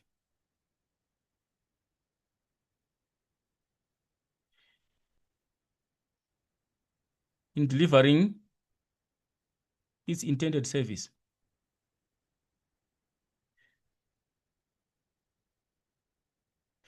It's failing to handle cases properly. It is mandated to solve those cases and to deal with those cases, to investigate human rights violations, to assess and find who is worth to be granted amnesty, and also to rehabilitate victims of circumstances of apartheid injustices. But it's not performing effectively. Then we are in a shameful state. We are instituting committees to investigate cases, but the committees are failing to deliver what they are supposed to deliver. So we are in a shameful state of affairs. Or we can also argue that the government failed to deliver, or incompetence of the government through the TRC. We are in a shameful state because we are having an incompetent government. The people are commenting that the government is in a general state of corrupt inertia. It's in inaction. So it means the government is proving to be incompetent in dealing with investigations. They know well that people were murdered, but they're not taking any action to follow up on the perpetrators of the gross human rights violations. Right, so that can be an argument. Right, then moving on to the next question. We want to look at the next question as question number 2.5. Refer to sources 2b and 2d. Explain how the information in source 2d supports the evidence in source 2b regarding the challenges faced by the family in pursuing Mapetla Mohapi's case. We want to check on the similarities of source 2b and source 2d in regard to the challenges that were faced by the family in dealing, pursuing this particular case of the loss of Mohapi. Right. Like what I mentioned earlier on, do not complicate things. You just find a simple idea and you check the same idea in the other source. So we are dealing with source 2b and source 2d.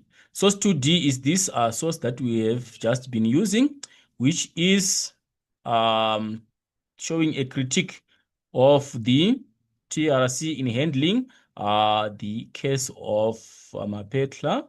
And source 2b, we want to go back and check on the context of the source and quickly find information which is presented in the same dimension. Right, this one is an extract of a TRC hearing on the Human Rights Violations Committee. So we want to check for similarities. Right, if we check here, we are seeing that one fact that we can get from source 2b is that the case was brought before the Supreme Court 20 years back. If we check here, the case was brought before the Supreme Court in 1979. Right, how is it portrayed in a given, in the same dimension in source 2D? If you come to source 2D here, it is saying some inquests have been successfully reopened. So we see this case has been presented before the courts and was not properly handled. And it is supported that the very same cases were reopened when the TRC was put into action. So they are supporting each other. They are giving us the same information that previously cases were put in the judicial system and some of them were not handled properly and we have to be closed. But because of the TRC, now those cases have to be reopened. And also if you check, it says in source 2C, source 2C is saying nobody could be blamed about what happened. It's Ms. Mohapi who is testifying what the Supreme Court said. In the Supreme Court, it was also said that nobody could be blamed about what happened. So the Supreme Court is denying responsibility. And how is it similar in source 2D? Source 2D is saying Mohapi was awarded post-apartheid honor, but so far he has been denied dignity of re-examination of the circumstances P of his death. The Supreme Court is denying to do a cross-examination and re-examine the case. It's supported here that he was denied dignity. If a court is saying no one can be blamed, then it means it's saying it's your own case to handle. So the two are supporting each other. Denying him re-examination is also supported by the court, which is saying no one can be blamed.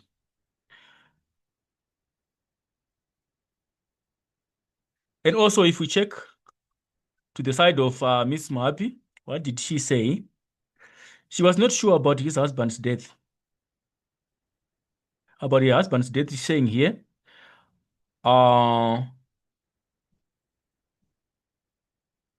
even now,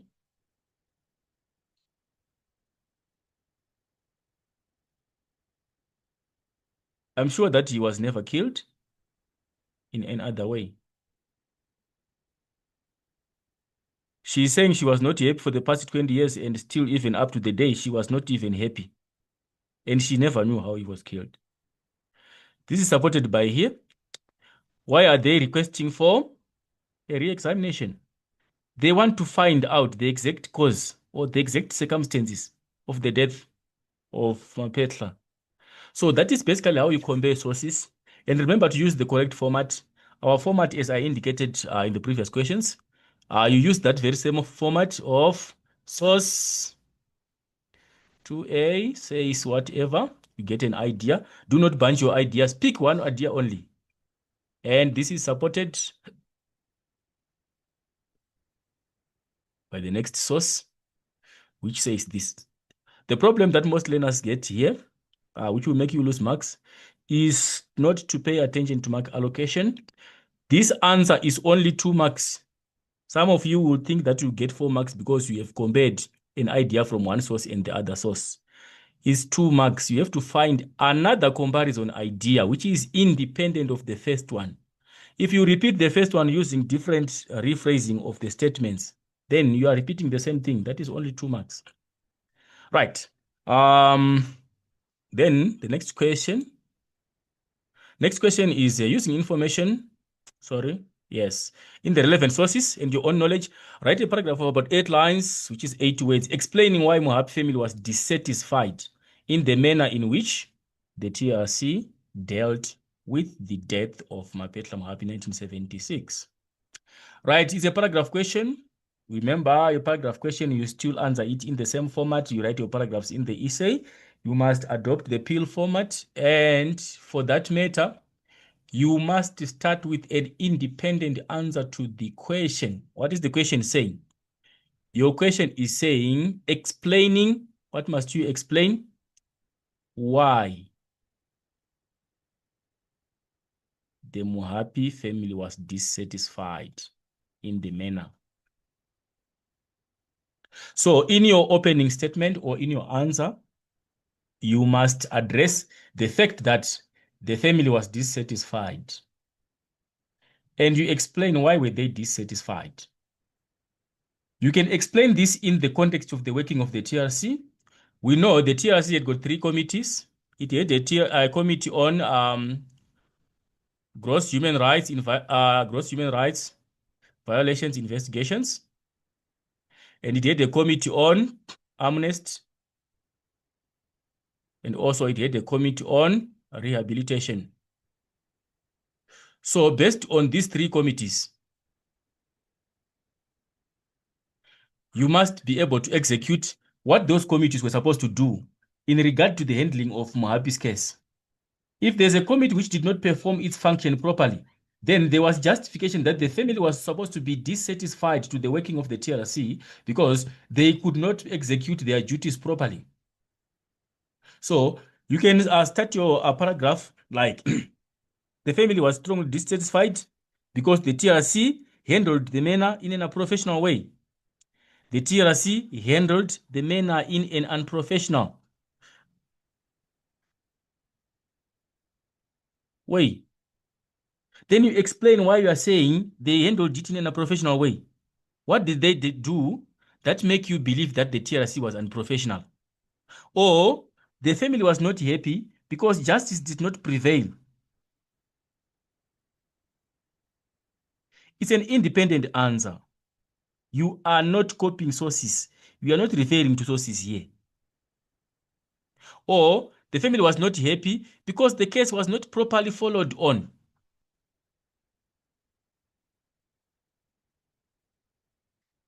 You see, this is an independent response. The family was dissatisfied in the manner because the TRC handled the case in a professional way. They did not uphold professionalism when dealing with the case of the murder of Mohapi. Or they did not do justice. Justice did not prevail. Or they did not properly make a follow-up on the case.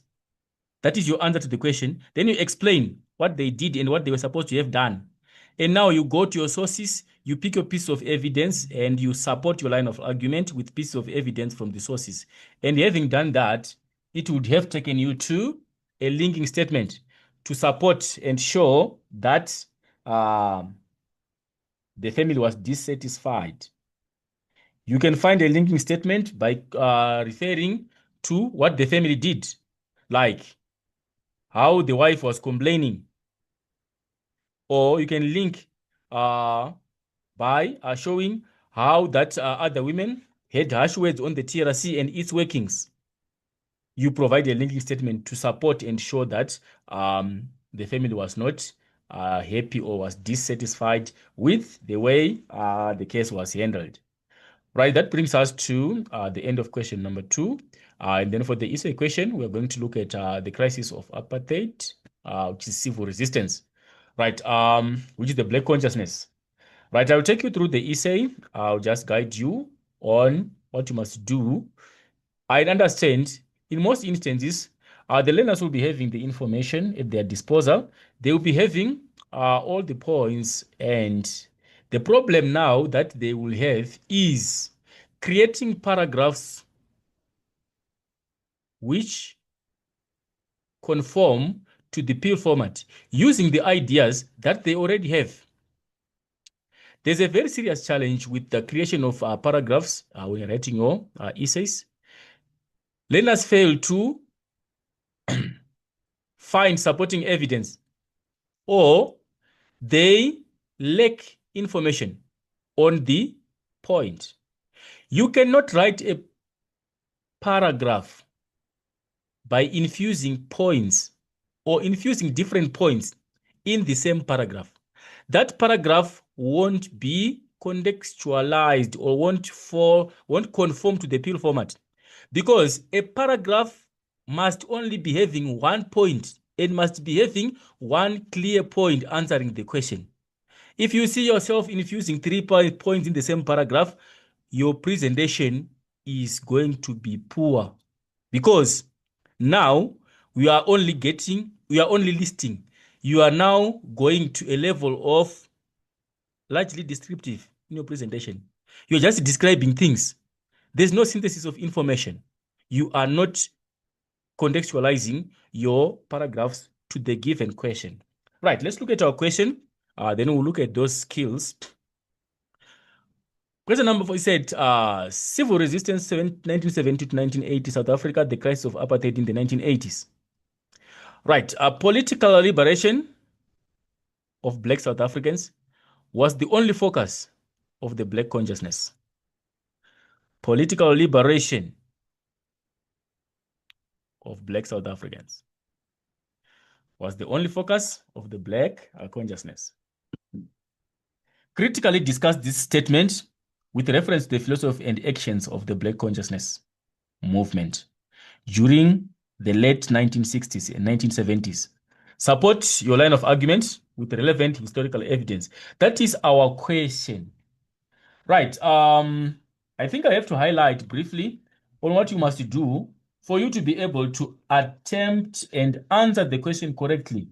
Otherwise, a critical discussion question, most of the learners, they lose marks because there won't be any critique there in their presentation. At what extent question is not presented the same as a critical discussion. A critique, you have to provide a two-sided argument. And in those two sides, one must be having more weight than the other, as you portray when you start your presentation or when you write your introduction. Right, let me start it this way. Our three set of questions, we don't want to waste time there. We have one, do you agree? It's one set of question. Then number two is to what extent? Then number three is critically discuss. So what you must do here, you must not waste time. When you are writing your introduction, these are the three set of questions that you are going to have. In your introduction, you must have three steps. The steps of an introduction. Number one is an answer or your line of argument. Right. If you don't have a line of argument or if you don't have an answer, then what are you doing? You are going to be descriptive in your presentation because you don't have an answer to the question. You must always be supporting your answer to the question. And if you don't have it, what are you going to support? How are you going to formulate your line of argument if you don't have an answer in the question? So if a person says, do you agree? Show by agreeing or disagreeing. This is your answer. Before you explain anything, show that you are agreeing or you are disagreeing to the fact. That is your answer to the question. If a question is saying to what extent, show the extent. Is it a larger extent or to some extent or to a limited extent? A greater extent or a lesser extent? You have answered the question. Show the extent before you explain anything. To a greater extent, what? To a lesser extent, this. That's an answer to the question. And if it's a critical discussion, we want a two-sided approval approach here. You approve the statement or you disapprove the statement. Approval, we are saying you are proving that the statement is historically correct based on historical evidence that you have. But however, what's the other side of the story? Because it's a critical discussion. Right. That is number one, what you want. Then number two, after you've answered the question, you must give reasons. Why are you saying you are agreeing to the fact that Black consciousness was a tool which assisted Black people to challenge apartheid? What did it do? You highlight general reasons. It is through Black consciousness that Black people got to realize their self-worth. Black people were assisted through community projects which were introduced through Black consciousness. Black people were able to have unity amongst themselves and fight against the common oppressor through the infusion of Black consciousness into their minds. You have given general reasons. We are not saying explain here. You are highlighting reasons that you are going to explain in your presentation. And number three, you must give an elaboration. The examiner wants to know the historical evidence that you are going to use. What are you going to say? What are you going to prove? So that we know the direction of the essay before we waste time. So that we can give you what you deserve before we waste time looking into your essay. This essay is going to shed more light on the influence of Black consciousness towards the liberation of Black people. It's an elaboration. The essay is going to shed more light on how Black consciousness assisted Black people to be economically independent. You are giving an elaboration or you are giving a highlight of what you're going to present. You are giving an orientation to the reader. Those are the three requirements of an introduction. If they are not there, that is where you see this sign in your introduction.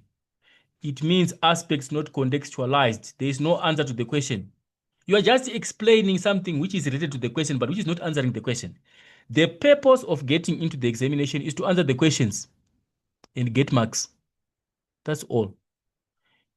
If you know so much and you start explaining what you are not asked, can you please be an examiner and set your own exam? Get into the exam, answer the questions, and respond appropriately using the prescribed ways of writing. And up to now, I don't think there's anyone who doesn't know that we don't put subheadings when we are writing our history essays. We do not highlight. We do not put bullets. It's continuous writing. From your introduction until you get to your conclusion, there should never be a highlighter which you would apply. There must never be an underlining that you do. There must never be a bullet that you are going to put. There must not be any subheading. That is how you write your essays in history. If you put subheadings in other subjects, yes, it's fine. It's subject specific. In history, there's nothing like that. You write continuously. We know that the first part of your essay is your introduction because of what is contained there. And obviously, there is no essay which starts with the body. We know the first paragraph must be the introduction. And we check what is there in the introduction because we know there must be 3 steps: an answer to the question, and a reason or some reasons, and an elaboration. That's the 3 requirements of the introduction. Then the other thing that I must remind you of, when you're writing your essays, sometimes you include background information, but it's not very advisable to concentrate on the background information because you must answer the question. The background information will only assist someone who doesn't have the answers to the question for them to be able to understand the question and for them to be able to understand why things unfolded in that direction. We want history of events for us to be able to understand why events unfolded in that direction. It is because of the history. But is the history telling us about our current affairs? It's not answering our current affairs. It's just giving us the background of where we came from, which made us become who we are today. So do not focus on the background information. You don't get marks for that. You can just write 1 paragraph of background information, but be mindful not to waste time focusing on the background information because there are no marks for such. You must go straight to the answer to the question. So we are saying in this instance, our question is a critical discussion. What you're supposed to do is to approve the statement or disapprove the statement.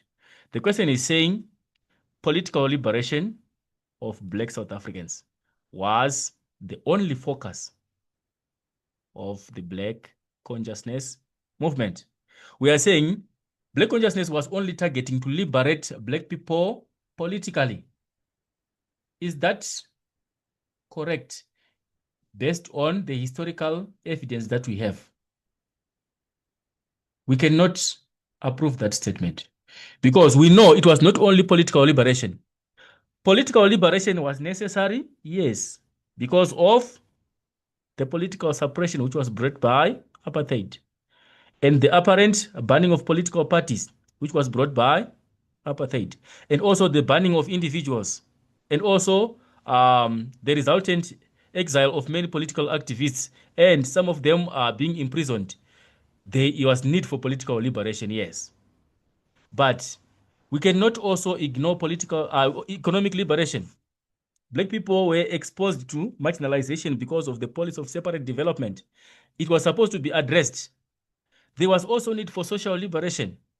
Black people were now having a sense of pity for being black. Black people were now losing their cultural identity. They were now trying to copy the Afrikaner culture because they were feeling like it was inferior. Black people were also losing their identity as a community. They were now shunning being black because of the ideology of apartheid, which was dominating in their minds. So social liberation was also, economic liberation was also needed, and psychological liberation was also needed. Black people were supposed to change their mindsets. Some of them had accepted defeat from the apartheid authorities. They were supposed to change their way of life. They were supposed to change their way of thinking. So it's not only political liberation that was targeted by Black consciousness. So we have to give a view of political liberation, and we also give another view of other dimensions of liberation which were supposed to be incorporated in the ideology of Black consciousness movement. We know Black consciousness was a philosophy. It was supposed to be adopted as a way of life. A way of life starts with a right mentality. For you to be a good person, you must be having a clear and sharp mind, which meant that Black consciousness was supposed to change the mindset of the Black people first before liberating them politically and economically and socially and all those dimensions. They were supposed to adopt the philosophy and take it as their new way of life. So in this perspective, your answer must cater for political liberation and also must also cater for other dimensions of liberation. So you must disapprove this statement and give the broader perspective of dimensions of a liberation that were required. So you can start by saying Black consciousness.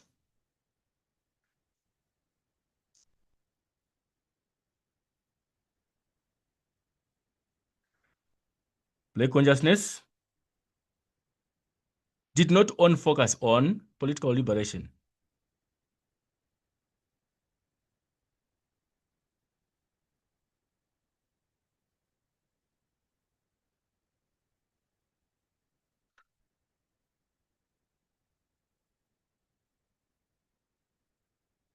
As a way of whatever you explain that.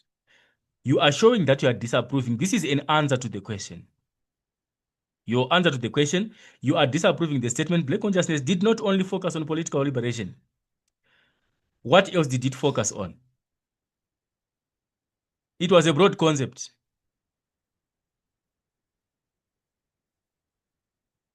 Incorporating psychological liberation. You are talking of the liberation of the mind, economic liberation. You are looking at community projects. You talk of social liberation, bringing in unity among the Black society. And also remember, it was not black for Black African. It was Black inclusive of colors and Indians.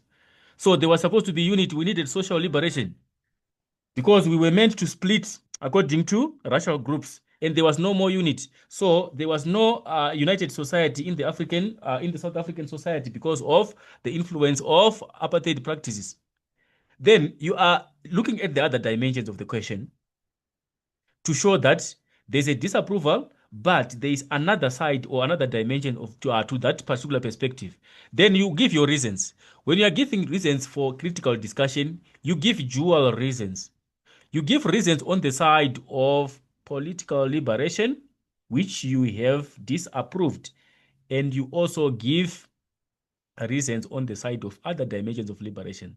You cannot exhaust everything. You are just highlighting general reasons. Right. On political liberation, you are just giving reasons. Why was it needed? Or how did it implement a political liberation? Black consciousness influenced Black political parties.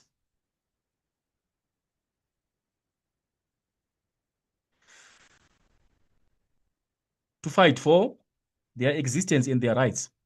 Remember, most of them were banned after the Sharpeville massacre. You are giving a reason on the political liberation. Then you also give reasons on the side of other dimensions of liberation. Maybe you are giving on economic. It is through Black consciousness that Black people had to undertake community, Black community projects.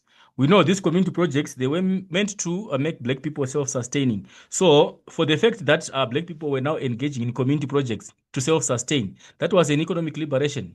They were no longer reliant on the apartheid government and now relying on themselves. They were now trying to devise their own economic sustenance, their own way of sustaining economically without relying on the government, to show the government that they can also do their own things without the assistance of it.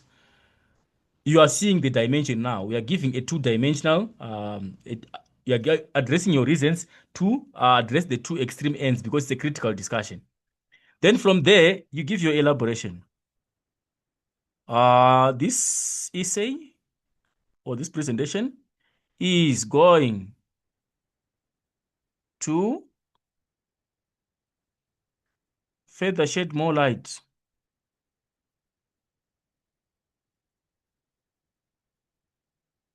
on the dimensions of liberation that were brought to the African community, South African community, by Black consciousness. Your introduction has got the 3 steps and is complete. Then given that, we now go to the ideas that you are supposed to use. The only problem that you're going to have here is a problem of people who misrepresent facts, a problem of people who have limited information, not because they don't know, but because they think they know. So that because they think they know, they don't study and they don't try to grasp the information at grassroots. They just check on the information and assume that they know. You don't know anything until you are able to present it, or you don't know anything until you are able to write it down. If you see information in the book, it's not in your mind. It will remain in that book. So the problem here is when we want to start with the background, you must start with the political vacuum. That is the background of Black consciousness. And most of you, you confuse the political vacuum.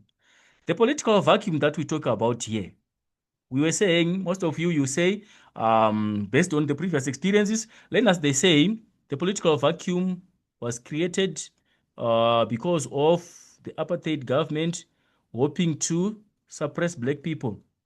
Like, there is no evidence there. You don't know what a political vacuum is. The political vacuum that is talked about when you want to include background information, don't talk of something which is irrelevant and which is wrong. We are saying in South Africa, there was limited resistance. That is a political vacuum. When the ANC was still active, they were mobilizing people to fight against the government. When the PAC was active, they were also mobilizing people to fight against the government. But what happened? The political parties were banned and were declared illegal.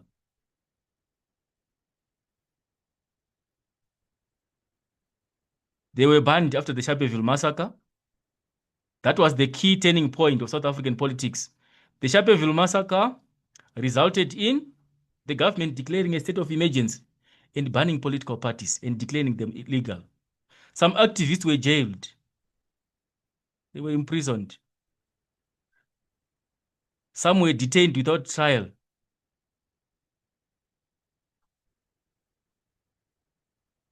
Some even got banned. They were not supposed to address in public gathering. Some of were even in house arrest. They were not supposed to go anywhere without reporting to the police. And some, the majority of them, went into exile. The majority were in Zambia, some were in Mozambique, some were in Zimbabwe. They could not actively participate in the politics of South Africa because they were fearing for themselves. So if you are seeing this situation here, we are automatically seeing that the apartheid government had already won the situation. It had managed to suppress completely resistance amongst the Black communities because the people who were influential, talk of the people, the political figures like Oliver Tambo, talk of Nelson Mandela, talk of Robert Sobukwe, most of them were imprisoned. And they were the key figures who were supposed to motivate people to resist against the government. Them being in prison, it also meant that the morale of the general public got very low. People were no longer resisting because of the effect of the detention and the imprisonment of their key figures. We are motivated because we follow a leader. If the leader is imprisoned, that will apparently demotivate the public and also instill fear amongst the general public. So because of this situation, this is what we call a political vacuum. There was limited resistance to apartheid, and the apartheid government had apparently managed to control the situation completely. They had managed to suppress resistance because of the banning of political parties and because of the imprisonment of activists, because of the detainment of the activists, and also because of the activists going into exile. So that is what we call the political vacuum. Then what was the way forward? Did it mean that Black people were supposed to just ignore the situation and accept defeat from the apartheid government because of this? There was need for a new way of resisting apartheid. Given now that the people knew that if you do violent protests, the government is going to ban you and the government is going to arrest you, is going to detain you, or you end up being in exile. Then there was need for a new orderly way of resistance to apartheid. That way came in the sense of Black consciousness movement. That was the newly invented way of challenging apartheid. And what was it? It was a new way of life for the Black community, which was fighting for psychological liberation. That is the background that you are supposed to talk about here, not any other background. And don't waste time on this because there are no marks for this. It's just background information to assist you, to assist the reader rather. And for that matter, the reader already knows what happened. You'll be wasting your time. Right, then what you need to, the other problem that you learners do, when you want to narrate series of events or chronological events in history, we don't start by the death of a key figure. Like even when you watch movies, have you seen the key figure in the film dying in the first 2 minutes? Is it going to continue? You start by Steve Biko was detained by the police and he died in police custody. Then how did he influence people to fight against the government when he was already dead? You must arrange your events in chronology of historical series. Start from the 1976 event. You cannot start with a 1993 event, then you go back to 1976. It doesn't make sense. Though you might not remember exactly the events according to their chronological time frame, but at least there must be a sense in your presentation of chronology, not just to be picking points which are where you're going to use evidence. You use evidence of the time frame, and the time frame is not in chronology, or you refer to an event later on which happened very earlier and which gave a spiral impact on the other events to follow. Right. So what you need to start with here, I'll just give you a highlight of how you can present your how can you write your essay. Start with the influence of Steve Biko in university and other university students, the likes of Mohapi. Right. Them breaking away from the National Union of South African Students to form their own South African Students Organization. This was the first step of infusing learners with Black consciousness ideas. They broke away from an organization that was dominated by the whites and which was accepting apartheid practices. Because remember, there was this instance of separate amenities which was suggested by the University of Teflop. They decided to split learners according to race. They were supposed to have separate amenities for the white learners and for black student university for the black students. So that did not go well with the black students because they were attaining the same institution. But now the government is advocating that the very same students in the very same institution, they must not use the same amenities. We must have sleeping facilities for the whites and for the blacks. We must have eating facilities for the whites and for the blacks. Why were they splitting that? This was the first initiative which infuriated the black university students. They broke away from the students' union, which was representing them, which was dominated by the whites, which was accepting white practices, and formed their own, which was. And when you're explaining this, what was the implication here? You explain that because black learners had a common understanding, now, given they had the same students' union, their ideas were now easily implemented and would flourish. We have a common understanding, we have the common problem, and we are now in the same institution. It means automatically whatever we're going to discuss, we're going to agree. And whatever we're going to implement is going to be successful because we have a common sharing of the problems. Unlike you are trying to negotiate with the devil at the same time. They are fighting against you, you are trying to negotiate with them. Would you think will be successful in that instance? You won't succeed. So this is the first step that you need to explain, that the black learners, they broke away from the common students students union and formed their own union. And for that effect, it meant that their ideas were going to flourish because they were now having a common shared problem because of the apartheid practices. Right. Then, because of that, you can go on to explain the role of Black consciousness movement on Black South Africans in university. Now, there was a Black consciousness movement, its influence on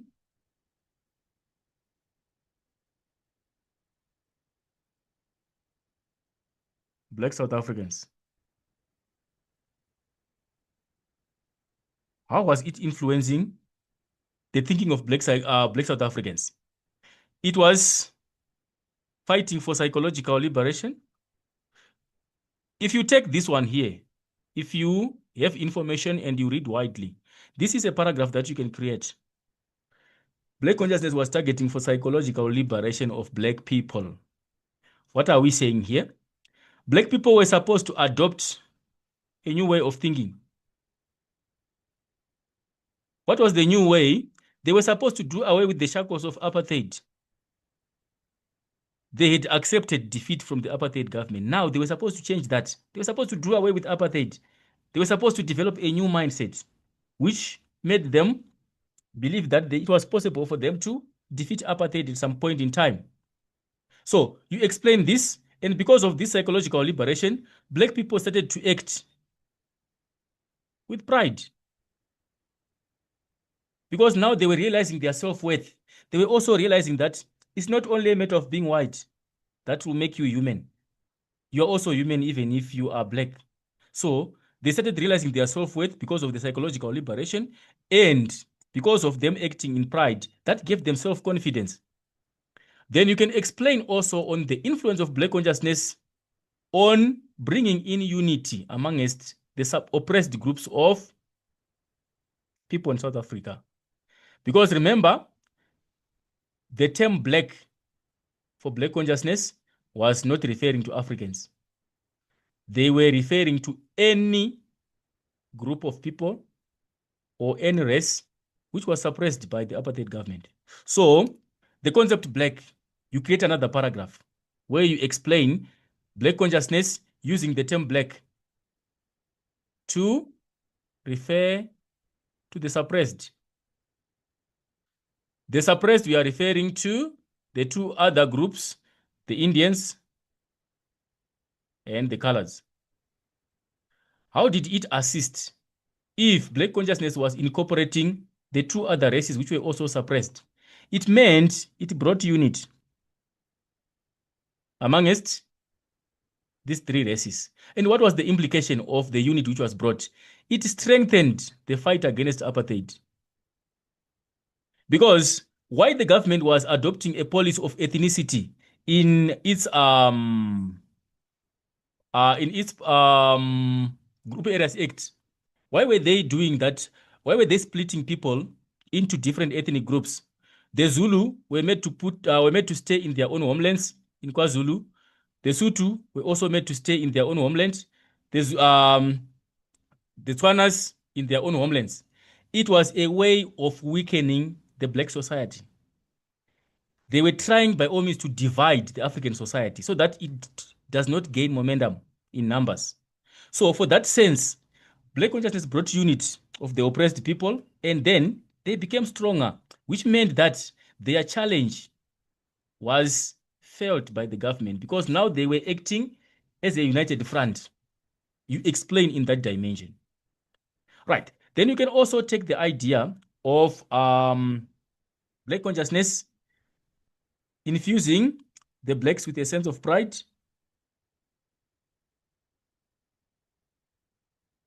This is where you incorporate the ideas of Black is beautiful.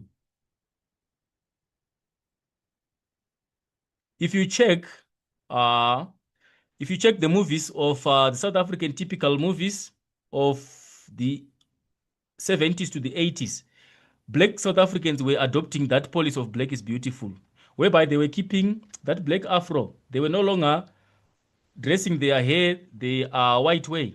They were now keeping it the Kinged way, the African way. And also they were advocating for the adoption of African traditional attire as a way of showing that we are also beautiful in the sense of our own Black. We cannot copy everything from the white society. We have to act with pride as a group of people, as a distinct society. We must also uphold our sense of pride. So how did it assist? People who are proud of themselves, they are confident. If you are doubting yourself, it meant that the apartheid government would do whatever it wanted. Because you don't have identity, you don't have pride in yourself, you don't have confidence. But because of the sense of pride, it assisted black people to challenge the government directly because of the infusion of the sense of pride, which was brought by the black consciousness ideology. So you explain and you create a full paragraph based on that. Then you can also talk of rejection of the sense of self-pity. You can create a paragraph on the rejection of the sense of self-pity. Right. This one, you can link it to the Viva Frelimo rallies, like indirectly, because it's a point on its own also. Right. How were black people supposed to reject a sense of self-pity? There were some black South Africans who had surrendered in the fight against apartheid. But however, because of the events that were happening around South Africa, in 1980, Zimbabwe got its independence. And earlier on, Mozambique was independent in 1978-79. It brought a sense to South Africans that it was possible to still reclaim their independence because neighboring countries were attaining their independence. So they started rejecting a sense of self-pity. They were feeling pity for themselves that we are suppressed, the government is doing whatever it wanted on us and we can't fight it, and then what is going to happen to our lives? People were exposed to the Bantu education, which was a disadvantage to generations until now. There are some people who are still unemployable in South Africa because they were exposed to a useless form of education. They were denied right to a decent education.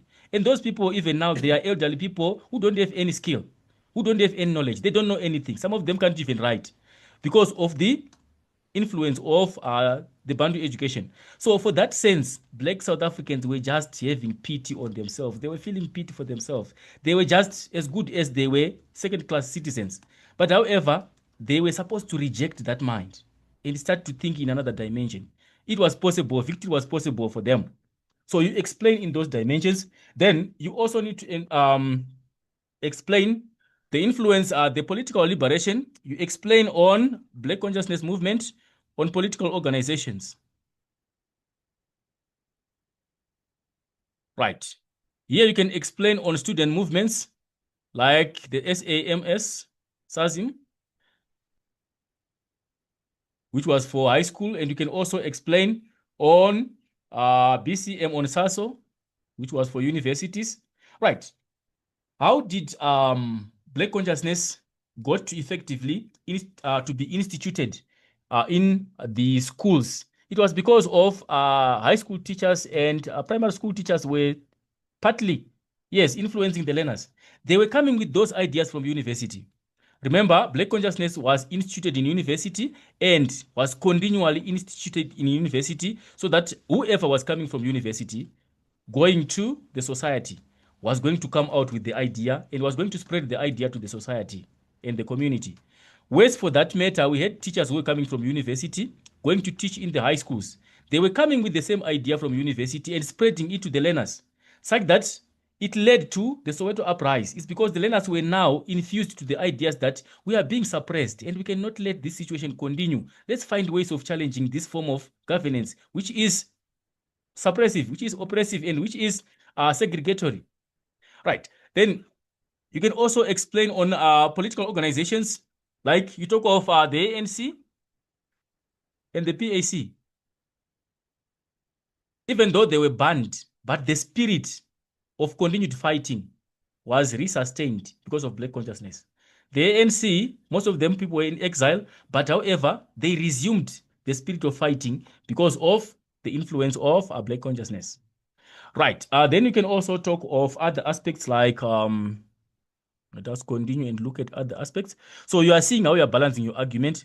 When you are answering a critical discussion, whichever format you want to use in your paragraphs, you can put maybe 2 paragraphs on one side of the argument, you put another on the other side. But as long as there is critique, there is balance in your presentation, you must address either side. Because remember our 2 sides, we want to look at political liberation, and also we want to look at the other dimensions of liberation. So we are looking at influence on political organizations like the ANC and the PAC, influence on student movements. It's a political organization, it's political liberalization. That is how you answer. You look at the other dimension of political, you look at that other dimension of social and psychological, you look on the dimension of economic liberation. Then you also look at, besides that, you look at the Viva Frelimo Morales is also another important element. The influence of Black consciousness on the Frelimo Morales of 1974. Right, what was this? It's a very important aspect because it brought hope to South Africans and it brought unity to South Africans. Black consciousness, it introduced what were called, it organized rallies. These rallies were meant to celebrate the attainment of independence in Mozambique in 1974. Why were they doing rallies in South Africa and yet the celebrations were supposed to be done in Mozambique? Independence was realized in Mozambique. The very shared struggle that Mozambique had was the very same struggle that South Africa was having. So it gave people hope that at any particular point in time, independence was on its way to South Africa. If Mozambique had managed to attain its independence, and some 6 years later it was Zimbabwe, and we understand Namibia was also granted independence after the Angola civil dispute. So you see, the trend in the region was in a way which was positive for Africans. They were gaining confidence that if neighboring countries are getting their independence, then who is next? As we are also going to get independence. So they were organizing rallies to celebrate on behalf of the attainment of independence of other African states. How did it impact on the government? The government was now feeling threatened because these other neighboring countries, they were going to support the South Africans who were in exile because they were now having independence. Why South Africa? I think you still remember when we looked at the involvement of South Africa in Angola. It was because South Africa was fearing that Angola was going to protect the exiles from South Africa. If communism was going to come to Angola, they were going to protect the exiles from South Africa and they were going to stage an attack from Angola. So they were trying to destabilize Angola so that the exiles would not find a way of reassembling and staging another attack on the government. The same way South Africans were celebrating independence of the neighboring states, the government felt very threatened because now they knew if the trend is falling in the region, then who is next? They were going to lose South Africa. They were going to lose control of South Africa very soon because it was now a regional trend. Right. So that is another way that you check on Black consciousness, organizing the rallies to unite people and to celebrate and to show the government that independence is also coming into South Africa. It's not only in Mozambique, it's also coming to South Africa. Right. Then you check on other things like the Black People's Convention. It's another important concept that you need to develop into a paragraph. The BPC. Right. Most of you, when you focus on this, I don't know if it's you are religious or what, do not focus on the churches because the Black People's Convention, it included churches but was not a church organization. There was no worshiping done there. It was a collective organization which was made of civic organizations, including churches. Civic organization, we are talking of society organizations which are not inclined to anything, like burial societies, like drinking clubs, like whatever. Those are civic organizations. They were coming together to share the ideas of Black consciousness and to help uplift the spirit of each other to fight against the government. So the Black People's Convention, it was an organization of civic societies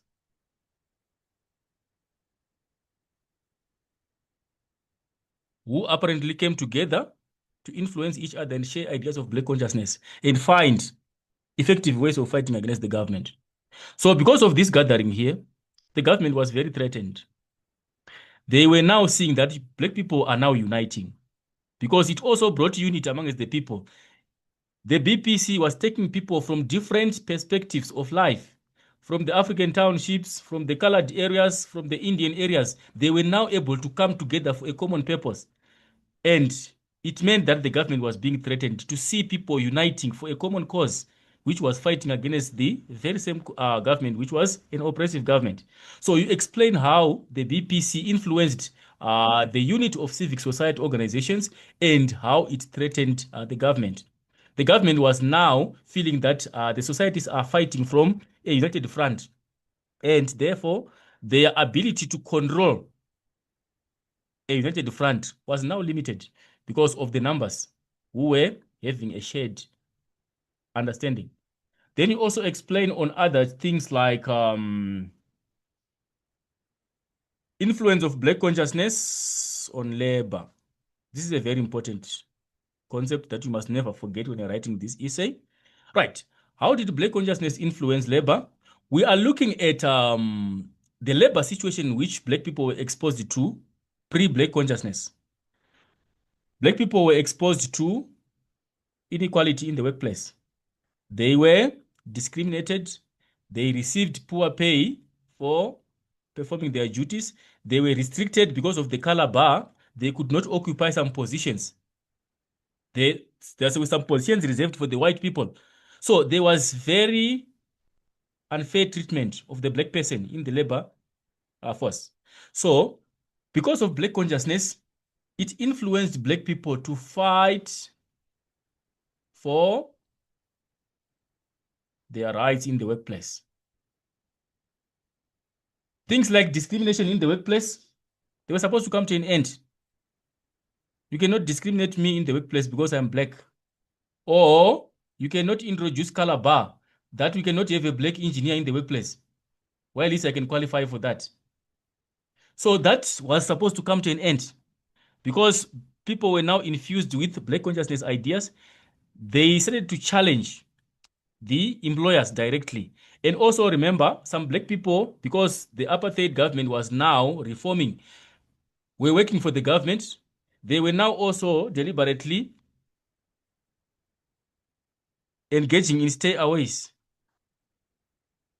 as a way of showing their discontent. We deliberately stay away from the workplace so that you address what we want or you conform to what we want. So because of that, it gave a very big negative economic impact on the government. People were engaging in stayaways, people were engaging in strikes, people were engaging in rolling mass action in the labor force. So because of that, it gave a very strong implication on the economic performance of the government in terms of running the economy. And here you can also check on important aspects that you can give as distinct paragraphs. We have the influence of black consciousness on the Durban tile workers. Was a major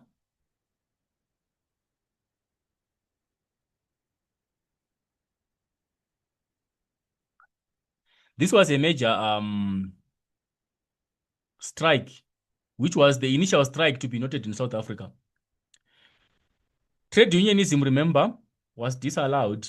Black people were not supposed to be part of trade unionism. They were not supposed to join any trade union. But however, because of the relaxations and the reforms, the government ended up relaxing some of those measures and allowed black people to form trade unions.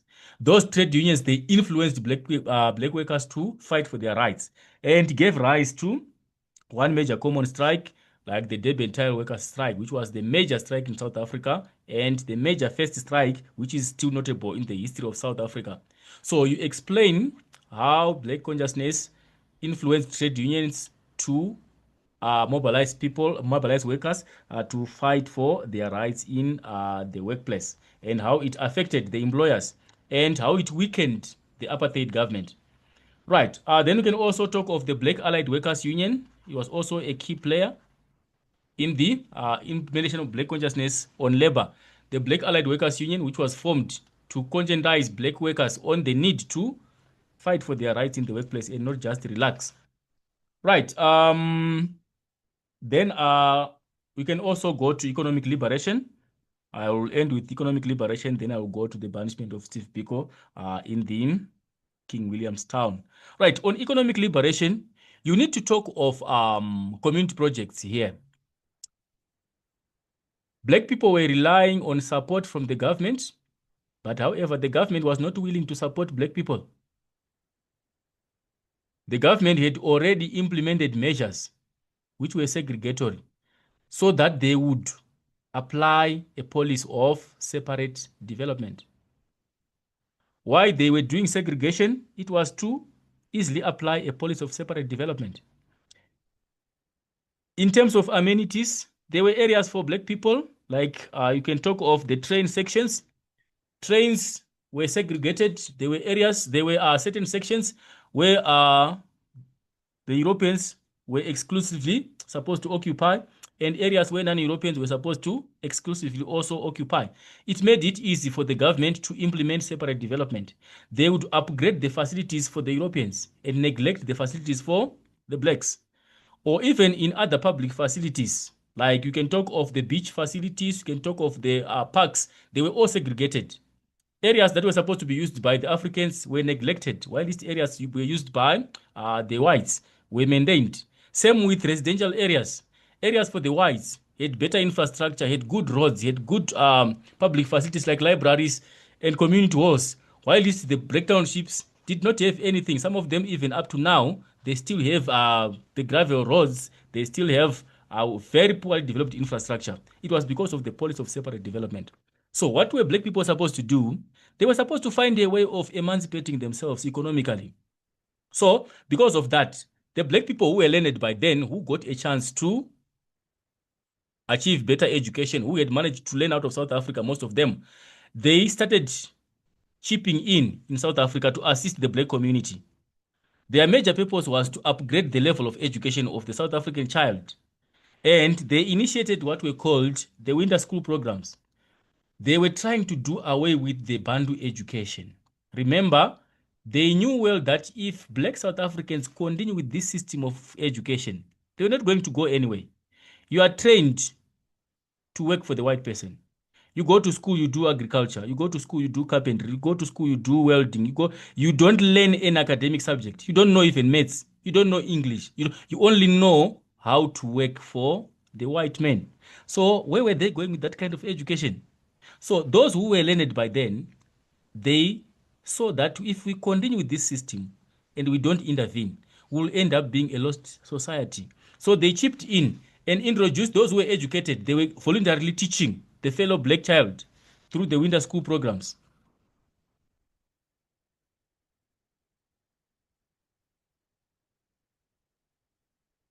These were initiatives, and also there were other communities.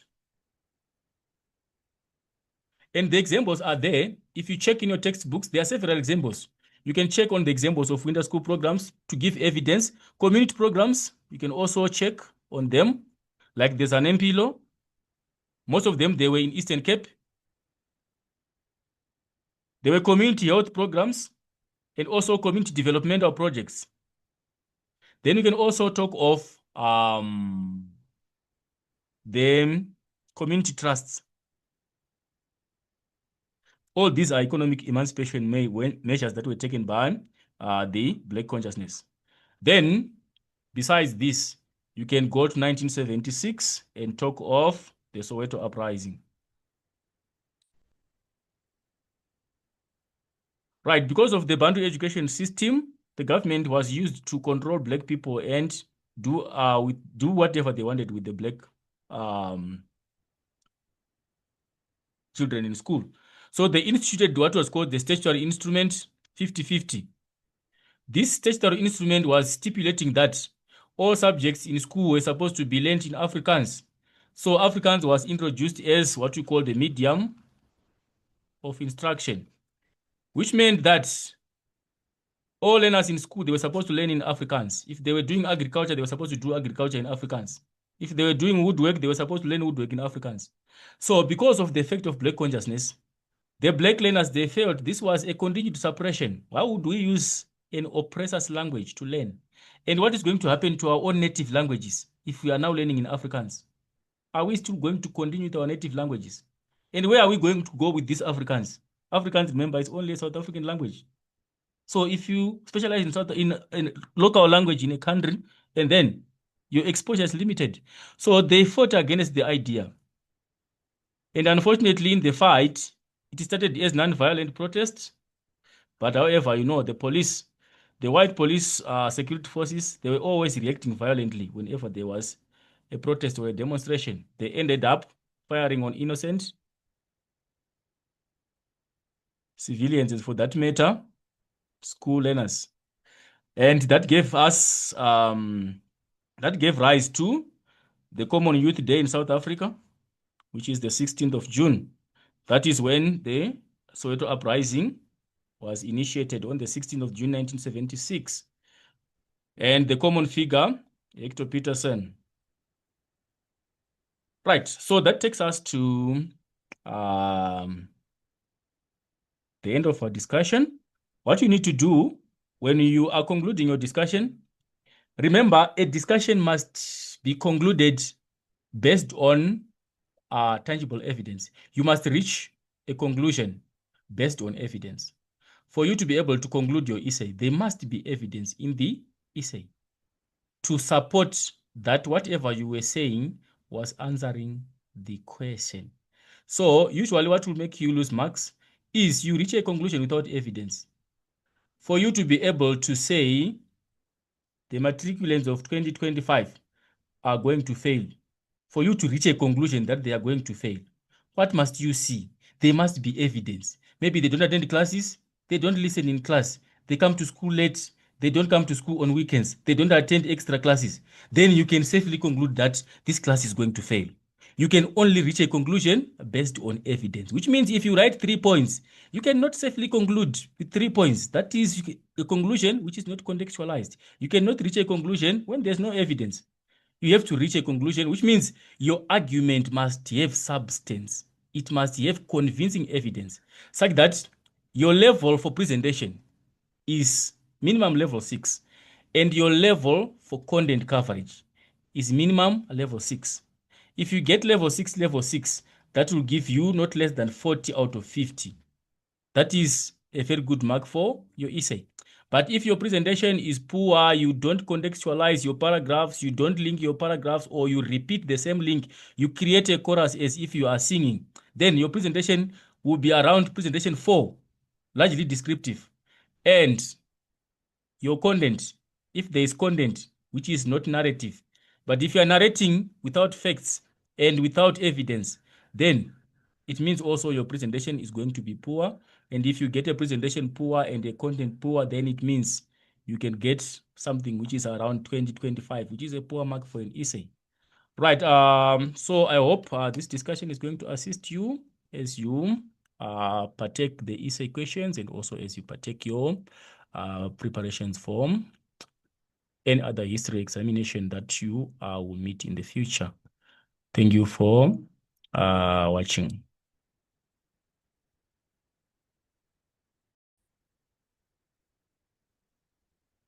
Good day, learners.